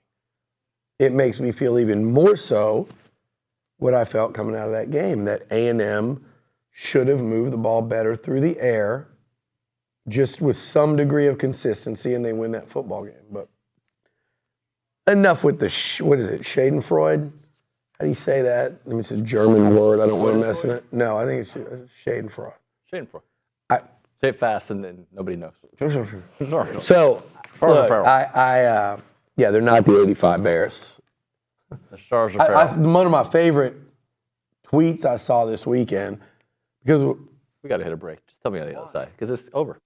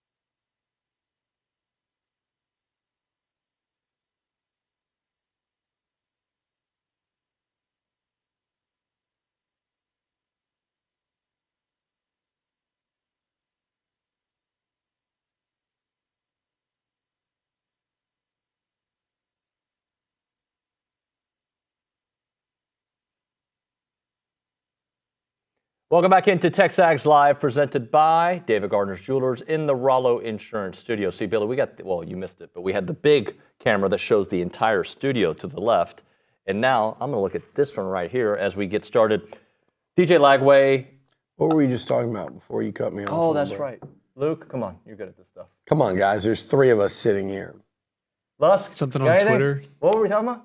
Yeah, I did cut you off. It was Twitter. I said one of the funnier tweets I saw. Somebody said, I mean, I'm assuming it was the Longhorn, but they were like, can't wait to hear Liucci explain how the Northern Illinois defense, or Northern Illinois is the best team in the country, top 5 or whatever they said, but it was pretty good.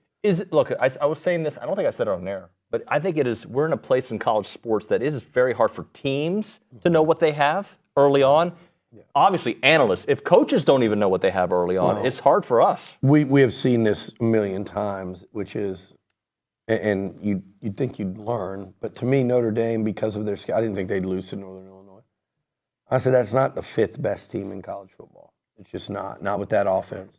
I thought I specifically said, I still think they're top 10. After last week's evidence, I've certainly come off of that. Mm-hmm. They don't deserve to be anywhere near that. I'd have to go through and name the 10 that have looked more impressive, but I guarantee you they're probably 15 of them at this point. Yep.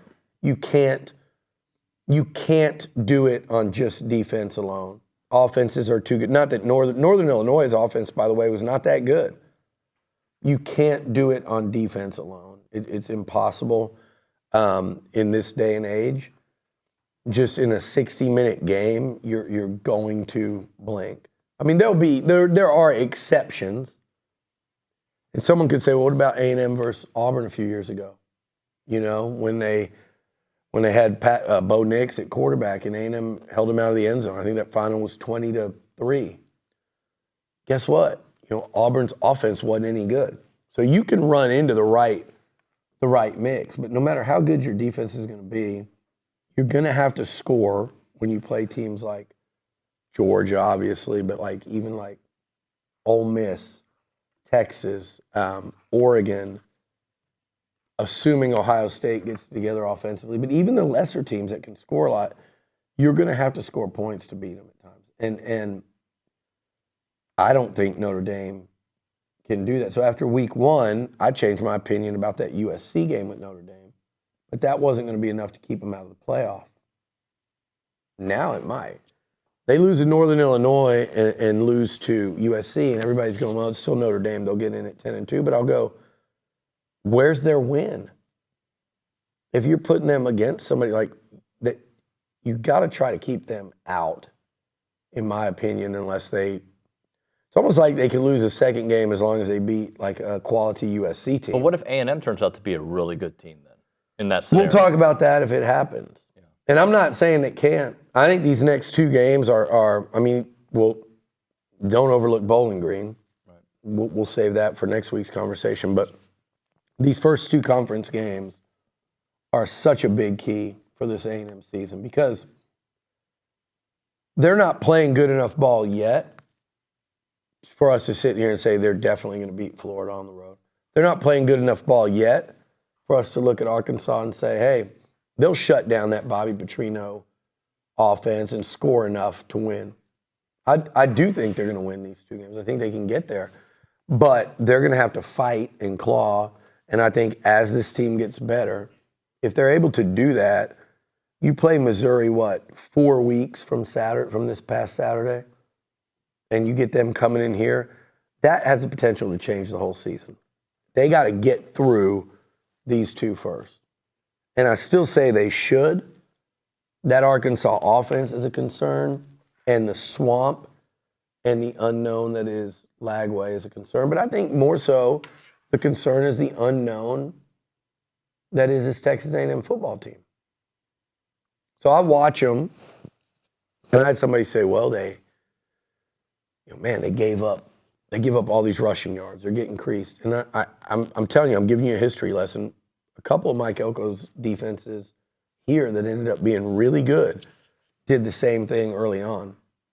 Is it a feeling out process for him to kind of figure out who the right personnel is and maybe not show too much early on? I think it's both, and it's every new coaching staff and new coordinator, and it's both here right now, and it's a lot of portal players, and you're trying to figure out who can get what done and who can't. I think you're figuring that out at corner, that corner nickel mix. You're figuring it out in your DB rotation. You're certainly figuring it out at linebacker opposite Torian, where you had Scooby week 1, you didn't have him week 2, so you got a lot more to Shields and Sanford. All that stuff will tighten up. But like I said yesterday, 50%, I'm only going 6 quarters. Okay? As the year goes on, we can look at all the numbers, but I think you're being a little disingenuous if you're doing that second half where McNeese piled up actually quite a few yards. If you're doing that when A&M had basically a mix of 2 3s and true freshmen, that's being disingenuous. Let's be honest, and let's not try to ring alarm bells when they don't need to be rang, and just call it what it is. Like, hey, we need to see this run defense and how it holds up against Florida. Because if Florida can't run, they will get after either banged up Mertz, or they will get after a freshman in Lagway and put him in some bad situations where Mike Elko can disguise blitzes and coverages and really cause a young quarterback problems. He wouldn't be ready for that if you put them in tough situations. So let's wait and see. I don't think it's a given for me to sit here and go, they will stop Florida. They will not let Arkansas move the ball on the ground on them. I think that would be being naive. That would be giving too much credit to a group that in 2 games has not shown it to that level yet.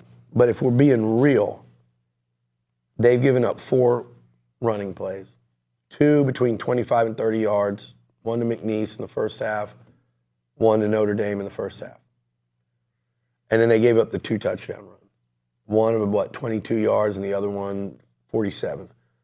Those 4 runs out of 46 or so are 50% of the yardage they've given up. And if that continues and you're a team that busts a lot on big runs, then it doesn't matter. It is all part of what you do as a defense. It's part of what you allow. But I think anyone with a brain the size of a pea or better can watch those and go, oh, there's 10 guys that did well, 1 guy busted. There's 10 guys that did well, 1 guy busted. Those plays, the only one I think A&M got caught in a bad defense was actually the one against McNeese. The other, the 3 against Notre Dame, where you could literally point out, there's the miss. Yep. Otherwise, that's no gain. It's not even like it's a 15-yard run, a guy missed a tackle in the last line of defense and it went for 47 yards. No. Otherwise, it's no gain. So I think Elko, that part is what I'm most confident of him figuring out. Not to say they won't ever give up big runs, but that's what I'm most confident of.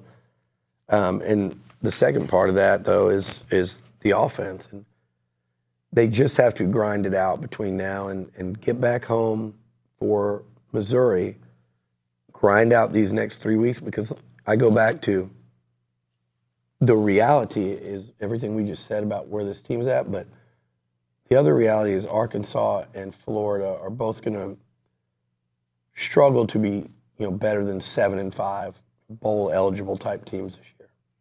Therefore, they are very winnable, aka should win type football games. And if you win the games, you should win, right? Because I don't know if Notre Dame falls in the should win. I feel like that was a winnable game, but I don't know if should is the right word. Could have had your chance to do it, and that one. Hopefully that one has you kicking yourself at the end of the year. Yeah, that would be amazing. If you're kicking yourself because of that Notre Dame game, it's going to suck, but it also means you got a lot better as a football team.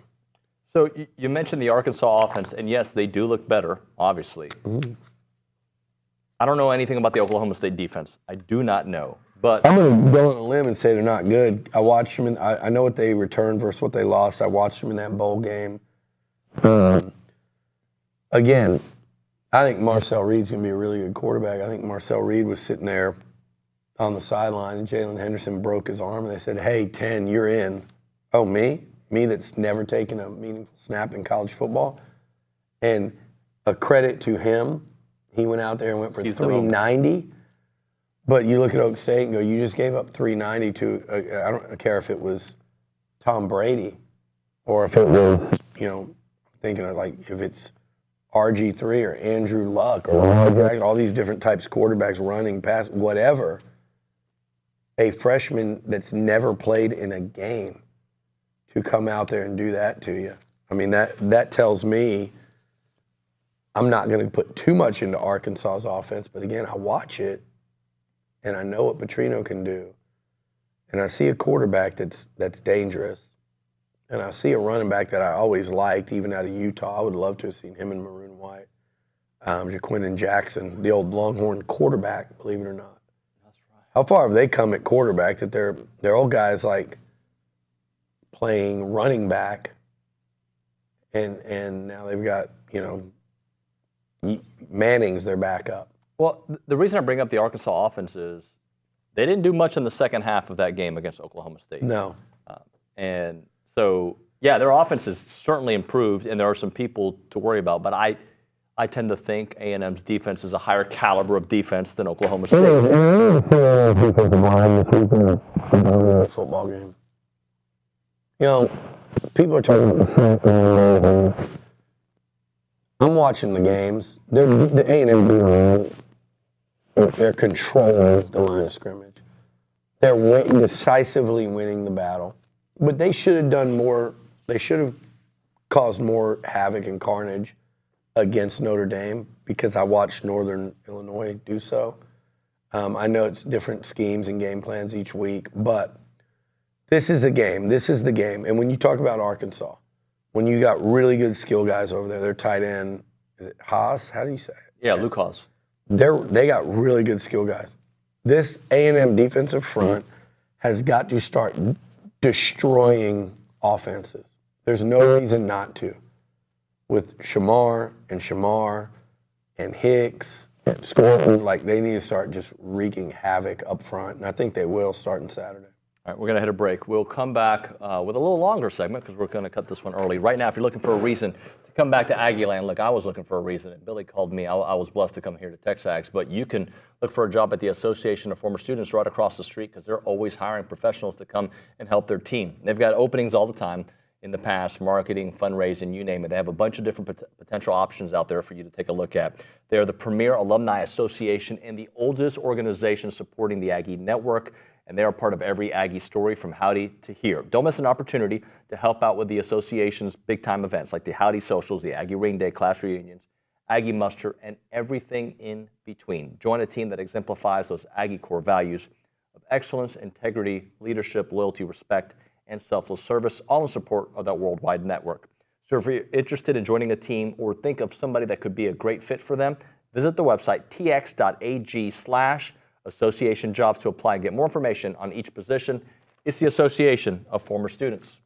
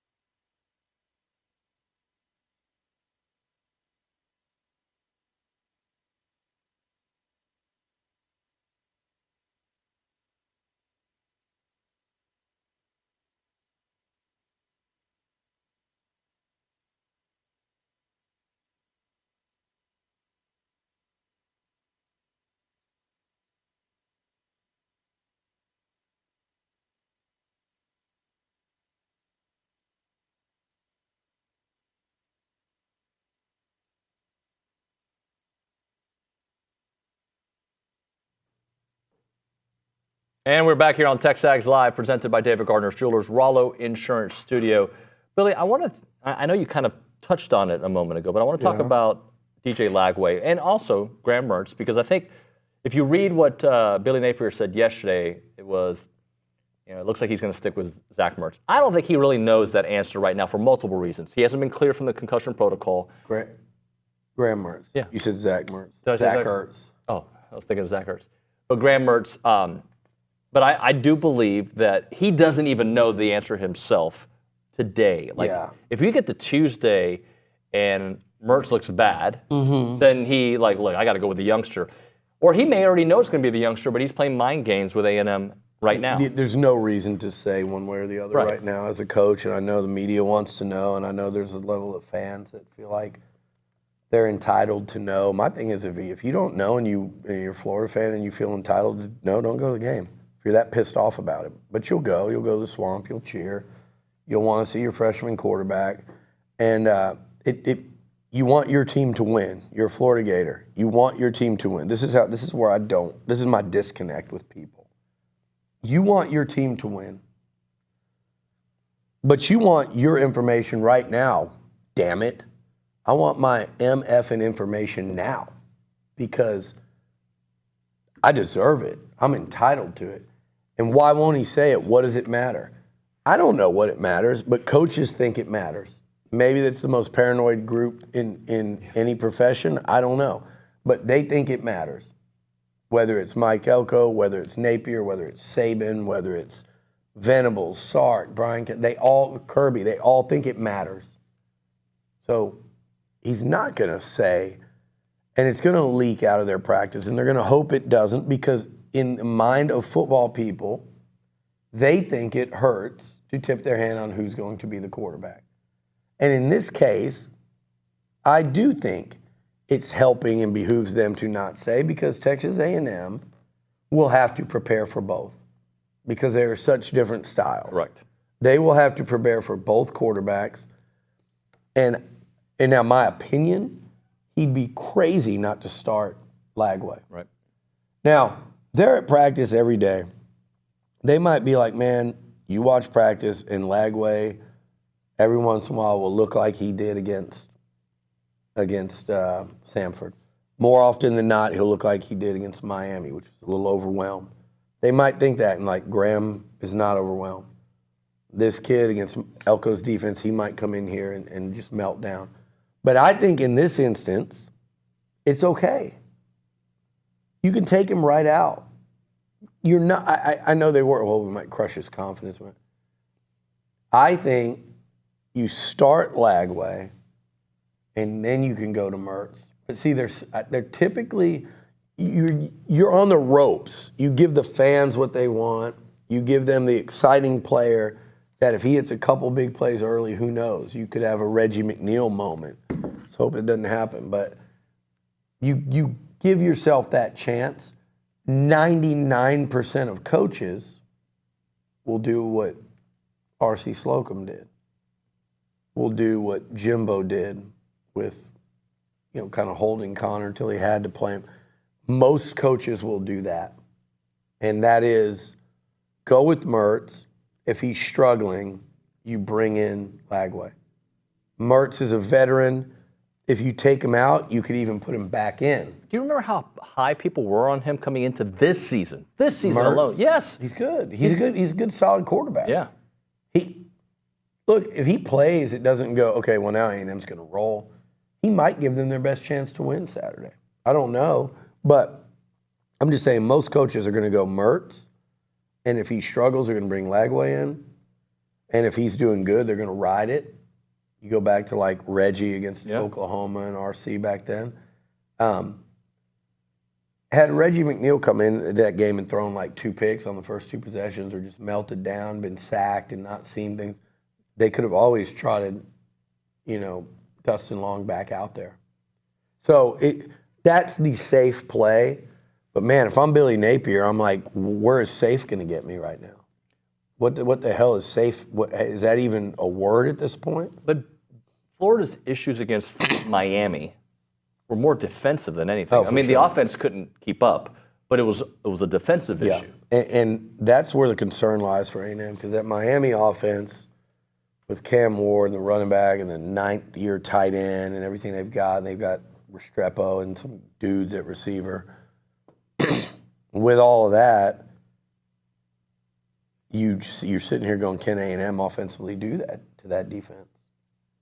I mean, I think at some point in the season, the answer will be yes. I don't know if it is this Saturday. So from that standpoint, do you go with veteran quarterback if you're Florida that's not going to make mistakes in theory? And again, just kind of, hey, we can play with these guys because I don't think they're going to run away from us on the scoreboard. Mertz is safe, and maybe that's all you need against A&M. Lagway gives you big play potential and also potentially big mistakes. Yeah, and by mistakes, I'm not talking about a ton of turnovers either. It could be just bad reads that lead to sacks or drive killers or checking into or out of the wrong, checking out of the right play into the wrong. Just things that a young quarterback, and then it's turnovers as well. But it does give you the opportunity to scramble, create off-schedule plays, confuse a defense, get a defense on their heels, hit some over-the-top stuff because he's got that incredible arm. So it'll be a fascinating dynamic. I know we're going to talk about that game a lot this week. Probably starting today with McGee, and then we'll go on to tomorrow with Sean and the Liucci cast with former players. So it'll be a fun couple days, and then I know as the week goes on, we really dive into it more and more. Well, with Klein's offense, do you feel, and I mean, the answer is an obvious yes when he feels comfortable, but more wrinkles kind of as he feels more comfortable with Connor, and as Connor feels more comfortable, I should probably phrase it, to see a little bit more wrinkles, a little bit more of what we saw at Kansas State. Maybe a different look, but just some of that deception, some of that creativity. Yeah, I think so, and I think more use of the tight end and stuff, but you got to see which guys are playing well and going to step up. Are the tight ends blocking? I saw one clip where Theo pancaked a guy. Like, how are Theo and, how are those guys blocking right now? I mean, how's Trey blocking? How's Theo blocking? Can they start running confidently, saying I got two tight ends on the field at all times if I want them that can put people in the dirt, or that can move people, or that know what they're supposed to be doing on these plays. So that's kind of, I think, an ongoing thing as it develops too, is implement more of that tight end. You've got, can you start seeing more and more of Terry Bussey? Amazing athletic talent, long way to go in terms of learning, playing the wide receiver position. I mean, it's not just when you hand him a reverse; it's every other snap. At an SEC level too. At an SEC level, it's blocking, it's running the right routes. It's not getting, you run a wrong route, you either screw up the quarterback's timing and the whole deal when he looks over there and you're not where you're supposed to be, or worse yet, you're dragging defenders into areas. And that goes for a couple of those guys, even a couple of the veterans. Like, where are they at in terms of what you can do offensively? So, yeah, I think it's an ongoing process. Here's a text from an 830 number. Remember early season 2020, the team wasn't dominant, but something they could always do was that team had the ability to run the ball if needed. Last 2 years, if we needed 2 yards and had to run, it was no one was confident we could do it. I would say with Devon, there was some confidence. But I understand your point. And I feel like Le'Veon, and Amari too, by the way. Amari looked really good. Yep. As expected. They put their head down for sure. But that was my point. Like, there's this anger that they were both running with. Well, and there's the blocking. There is a, and I know it was McNeese, but you could even see it against Notre Dame some. There's a different level of physicality blocking at the point of attack than we've seen in the last couple of years, and with those runners and the way they finish runs. And I really like A&M up the middle with Besantis, Coley, and Armaj Reed-Adams. I really like that. And then I like the fact that Crownover's getting more and more experience at right tackle. Now he's 2 games in. Like, if he can kind of come into his own over there, then this line has a chance to be really good. Yeah. Here's another one that came in about from the game stats. We played almost the entire first three strings on defense. Not sure how many on the offensive line. There was just sort of changes on the offensive line. I saw multiple changes. Yeah, I have no complaints with the O-line so far. Like they're trending in the right direction from what I wanted to see early on into where I think they're going. Yeah, I'm not saying, look, if for us to say more than that, they'd have had to just pave some giant holes against Notre Dame and produced more than they did, which was, I think, respectable. But if they would have really, run roughshod over Notre Dame, I'd be talking a lot different today. But no, I think this line they're off to a very solid, encouraging start. Encouraging is the right way to phrase it. And I'm going to tie that up with the stat that Luke had. On the season, A&M is 8 for 9 in the red zone, 88.9%, which is among the top 5 in the SEC. Last year, their red zone scoring percentage was 78.6. So, look, they're getting there. They're getting their points when they do get there. I mean, how deceiving is that? Were they in the red zone maybe on one of Randy Mohn's 2 field goals against Notre Dame? Maybe. So they're either 1 red zone trip or 2 against Notre Dame. It is hard to punch in touchdowns, even against McNeese. It's hard when you get inside the 10. Those are the hard yards, but it's a little early to be calling this team a really good red zone team. But what it's not early to do is to say Colin Klein has been an outstanding red zone play caller. You go look at what he did at Kansas State, they were outstanding in that department. So you take that bigger body of work with this smaller body of work, and you can feel pretty good moving forward that as the season goes on, this should be a good team down there. And I do think they have some guys that will put their head down and pound it into the end zone like we saw Montgomery and the Detroit Lions do last night. Can we go around the SEC next? Yeah. Let's talk about some SEC games. Or actually just some college football games. Right now, Heritage Films, you've heard me talk about Chance McClain for 3 years. He's a dear friend, but before that, he was my boss. Before that, he was a guy that I met at a Bible study. He's awesome, right? He's creative. He does these awesome documentaries. But before that, he started a radio station. He did some Broadway musicals. He's done movies. He's done it all, red carpet shows. He's done music. He did the Yao Ming song that was a huge hit. He did the Steve McKinney song that we've played on this show before. So he's very creative. And now he's doing Heritage Films where he takes your story. It could be your family business. It could be your family ranch. It could be maybe some tailgating fun that you do with a group of friends. Maybe it's a sporting event that you go to. Maybe it's, some cool turkey bowl that you guys do for Thanksgiving where all your buddies get together and play football. Or whatever it may be, Chance can be an eye in the sky and tell that story. Make that story the main character in the story. So if it's your family business, he does that. He does that with your grandfather. He tells his story. And it's a 2-hour documentary done the right way, and everybody in your family is going to love watching it, and they can be a part of it, by the way. And the next generation and the generation after that gets to take advantage of seeing that story done in a Netflix-style documentary. The website is yourheritagefilm.com. Yourheritagefilm.com. 713-893-8341. 713-893-8341. Hello.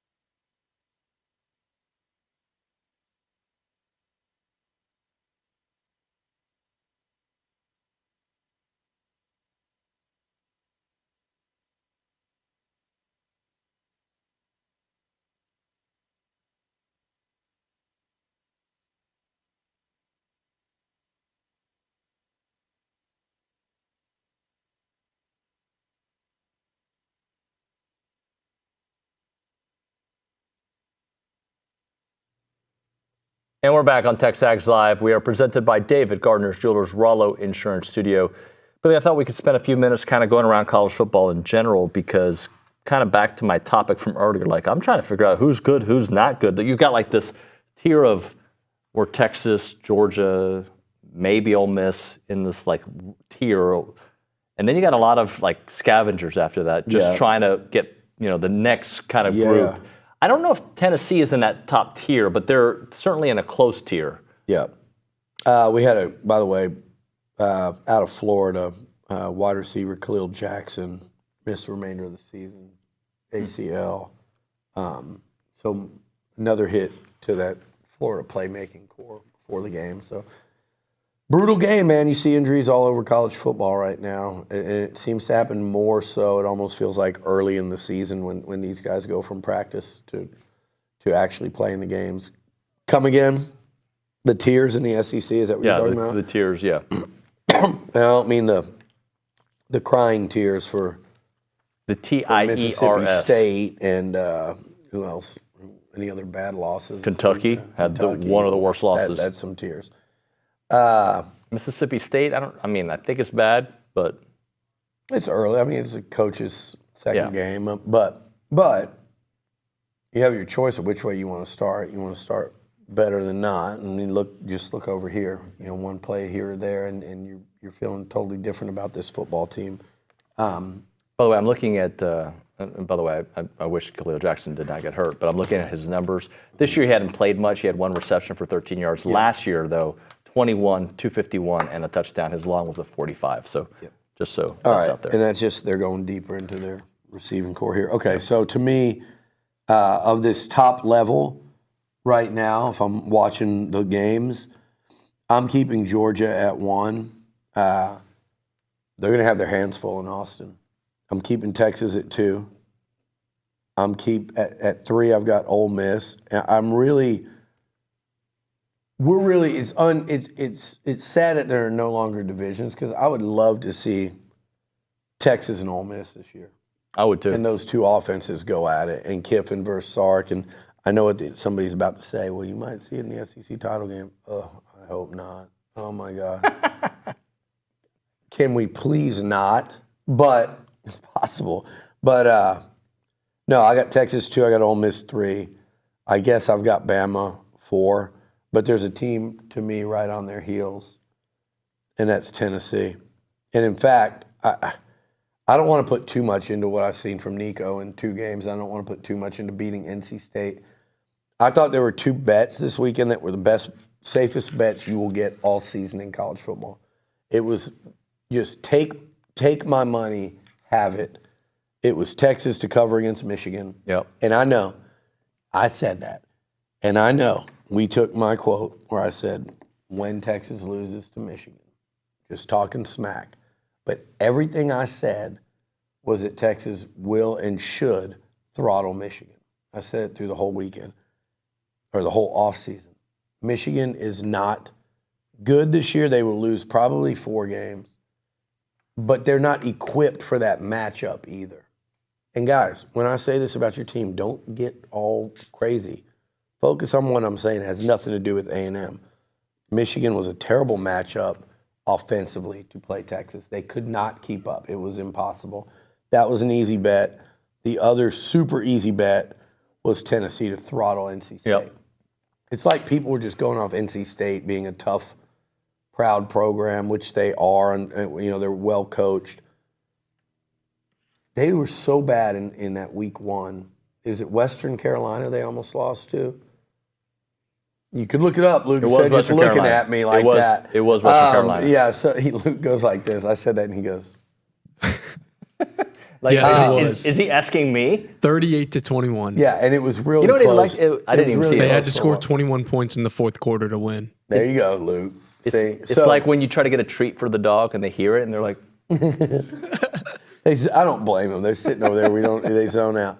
But Tennessee, those were, not a big parlay guy. That might have been the time to do it. Those were the 2 easiest picks you might get all year. I might right now this week, if I'm doing like a power ranking, I might move Tennessee above Bama. I really might. Where's Missouri in this? And Missouri's behind them. I put Mizzou after that. It's at a next tier? It's a next tier to me. Okay. It's a 5-team tier at the top right now, and the next tier starts with Mizzou. So Mizzou, Tennessee, Bama are kind of all. I go Mizzou, and then after that, you pick it. Is it LSU? Is it A&M? LSU went up 2 spots, interestingly. Who cares? LSU's defense, Nichols was moving the ball on them, and that was in the first half, not the second like McNeese did A&M. That was first half, and then they lost their big D tackle Guillory for the season. I think LSU's defense is still going to have problems. It's Mizzou at the top of that, LSU, A&M, and then after seeing Kentucky, I might put South Carolina above them next on there, and OU's in there, but damn. OU, you didn't look great against Temple, and you really could have, should have, would have lost to U of H. Mm-hmm. And you might get clipped by Tulane at home. Or is that at home or is that North? You might get clipped by Tulane this weekend. So OU to me is like on red alert. And then you got the group of like all the teams A&M's going to play. Florida, Auburn, what a bad loss for Auburn. I think they're going to get better, but can they with Peyton Thorne? What a bad loss for Auburn. They did not invest in quarterbacks this And then this Mississippi State and Arkansas. Like that's so to me that middle group right now is actually Mizzou, LSU, A&M, OU. That's my group. That's my next. If you want to call it a next 4, there they go. But based on what you've seen, and then you got the pack, including Vandy. Kentucky might be the worst right now. But based on what you've seen so far today, would you pick A&M over Missouri today? No, not today. Yeah, me neither. But they don't play today. They play almost 4 weeks from today. Mm-hmm. So that's the whole. Yeah, that's why I've got Missouri at that. I wouldn't take A&M over LSU today, but I think that gap is really not significant. Same. But all these teams behind A&M could say the same about A&M. Sure. Like, all right, we might not be able to get them yet, but if that's what my whole theme of my cover story was. Is like, if the Aggies can just steadily improve, and we know what it's going to take. It's going to take Connor to dial in and start really gaining confidence. It's going to take some receivers. I don't know who, but somebody at receiver to step up. Whether that's Noah and Moose scored touchdowns, like. Noah Thomas has got to have a big game against a good team. And not even a good team, like a good, big game against an SEC team, like one of these next 2 games. Because I think for Noah, if he can get confident, he can be a badass receiver. It's got to start going. Yep. Where he has and by big game, I mean like, 5 catches for 81 yards and a touchdown. 7 catches for 105 and 2 scores. Have a couple big games, and I think he can get it rolling. But you've got Jabri Barber came back, so he should be a big factor here in a few weeks. You've got Terry Bussey, whose role should continue to grow. And then defensively, like I said, I think you start to pare down who's actually out there playing the majority of the reps as the season goes on, and you start seeing those busts in the run fits kind of go away. You start seeing more pressure. You start seeing more turnovers forced. I think the defense is just going to get better and better. So in order to do that, though, you have to accelerate at a rate from now until Saturday faster than Florida, from now until 2 weeks from now faster than Arkansas. And then you've got to come in here with a confident football team against Missouri and a crowd that really wants it, and then elevate and play a different kind of football by then. Before we hit a break, what position groups have matched your expectations or potentially exceeded? Because I would say offensive line, to me, have matched/exceeded my expectations. Mm-hmm. I think the DBs have done so as well. That's it for me right now. Yeah, I was going to say I'm TBD on the linebackers. Right, they had a rough first game, but not too much to read from this past game. Running backs have been. I've been fine with the running backs. They've been what I've thought. And look, I saw some flashes from E.J. Smith that I liked against Notre Dame. I saw Amari Daniels run like I know Amari can run on Saturday, which is just a tough runner. And as Le'Veon gets more comfortable, like carrying the ball 15 to 20 times a game, which he obviously would have in this one if they'd needed it, as he gets more comfortable and feeling the blocks and seeing things, I think the sky is the limit for this guy. I really do. I think he's got some big games ahead of him in this offense. Yep. All right, we'll hit a break. We'll come back with one final segment. You're listening to TexAgs Live, presented by David Gardner's Jewelers.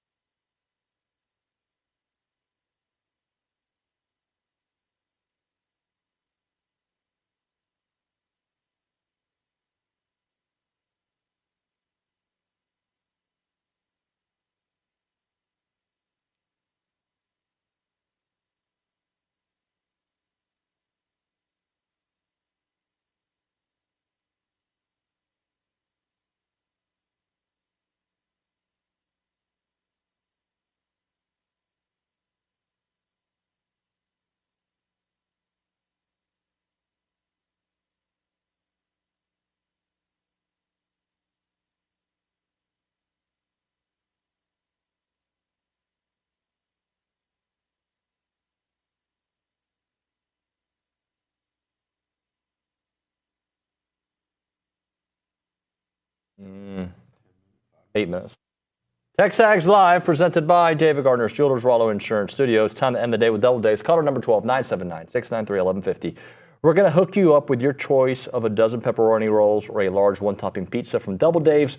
They've been serving Aggieland since 1984. They have your favorite pizza and, of course, those world-famous pepperoni rolls, reliable in-house delivery, bringing piping hot goodness straight to your door. Just click on doubledays.com, and your favorites are on their way. And as a reminder, they are not open on Mondays. Let's go to the Angry Elephant News and Social Center. I know that there's been some commentary Luke, on the YouTube page, on TexAgs chat, and of course the text line. Yeah, of course. I've got a text message says, how do you feel about them putting in Marcel Reed over Jalen Henderson and moving forward? What do you see about the relationship of those two? If another opportunity presented itself, would it be Henderson to get that call first?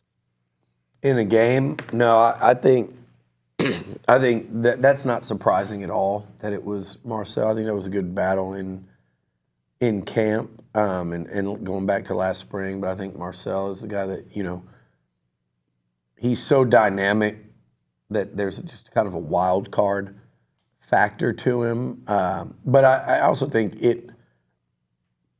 you're looking a little bit to the future too, of like, hey, what's our quarterback position look like moving forward? Who do we have on campus?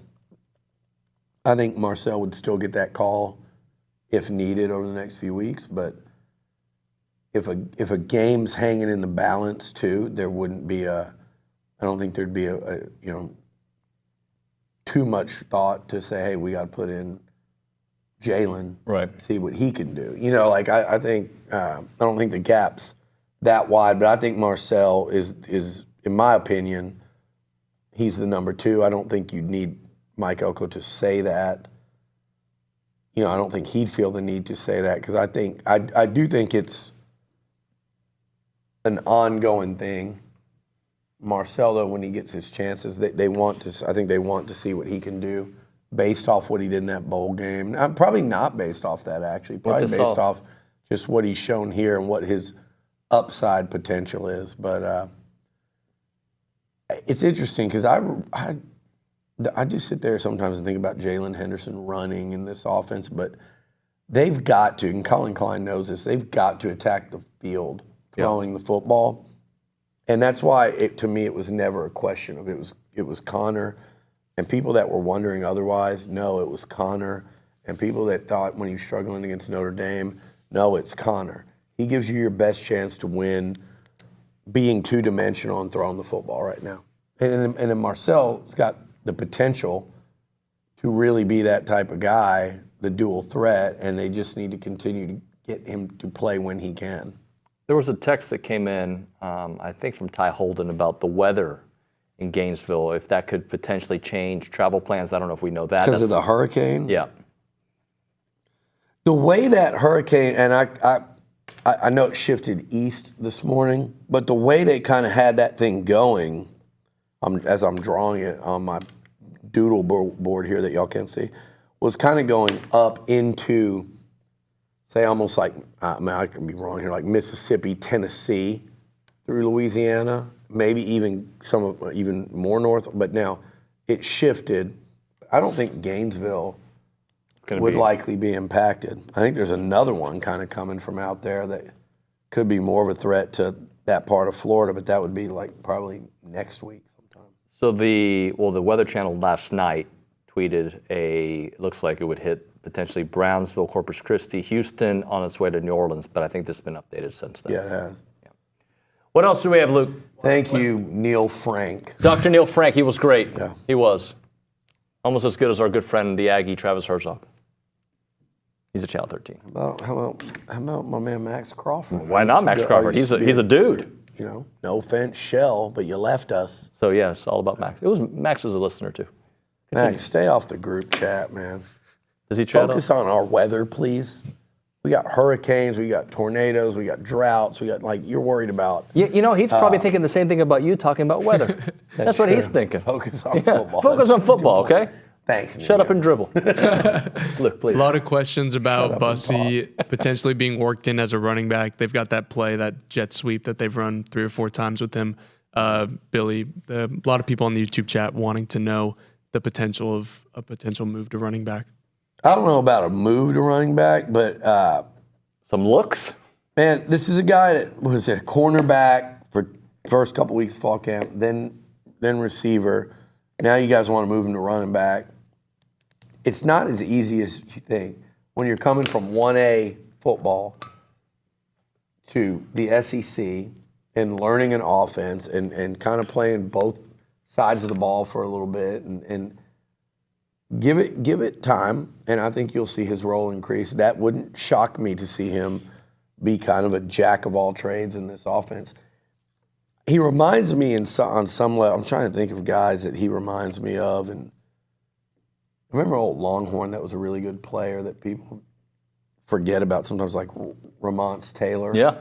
Who really was a key cog, I think, in them winning a national title. Like, he's a guy like that. You can use him in a ton of different ways, and I think you'll see Colin Klein do that as the season progresses. Billy, thank you, sir. Appreciate you. Thank you. Tomorrow on the program, Shireen Williams. We've got Jamie McCoy on the show. We have Jamie Morrison on the show. We have Jordan Pugh on the show. We'll have Peter Burns on the show. My thanks to Billy Liucci, Olin Buchanan, Jackie Sherrill, and of course, this guy right here, Luke Evangelist and Nick Savage. Thanks so much, everybody, for watching and listening. We will catch up with you mañana.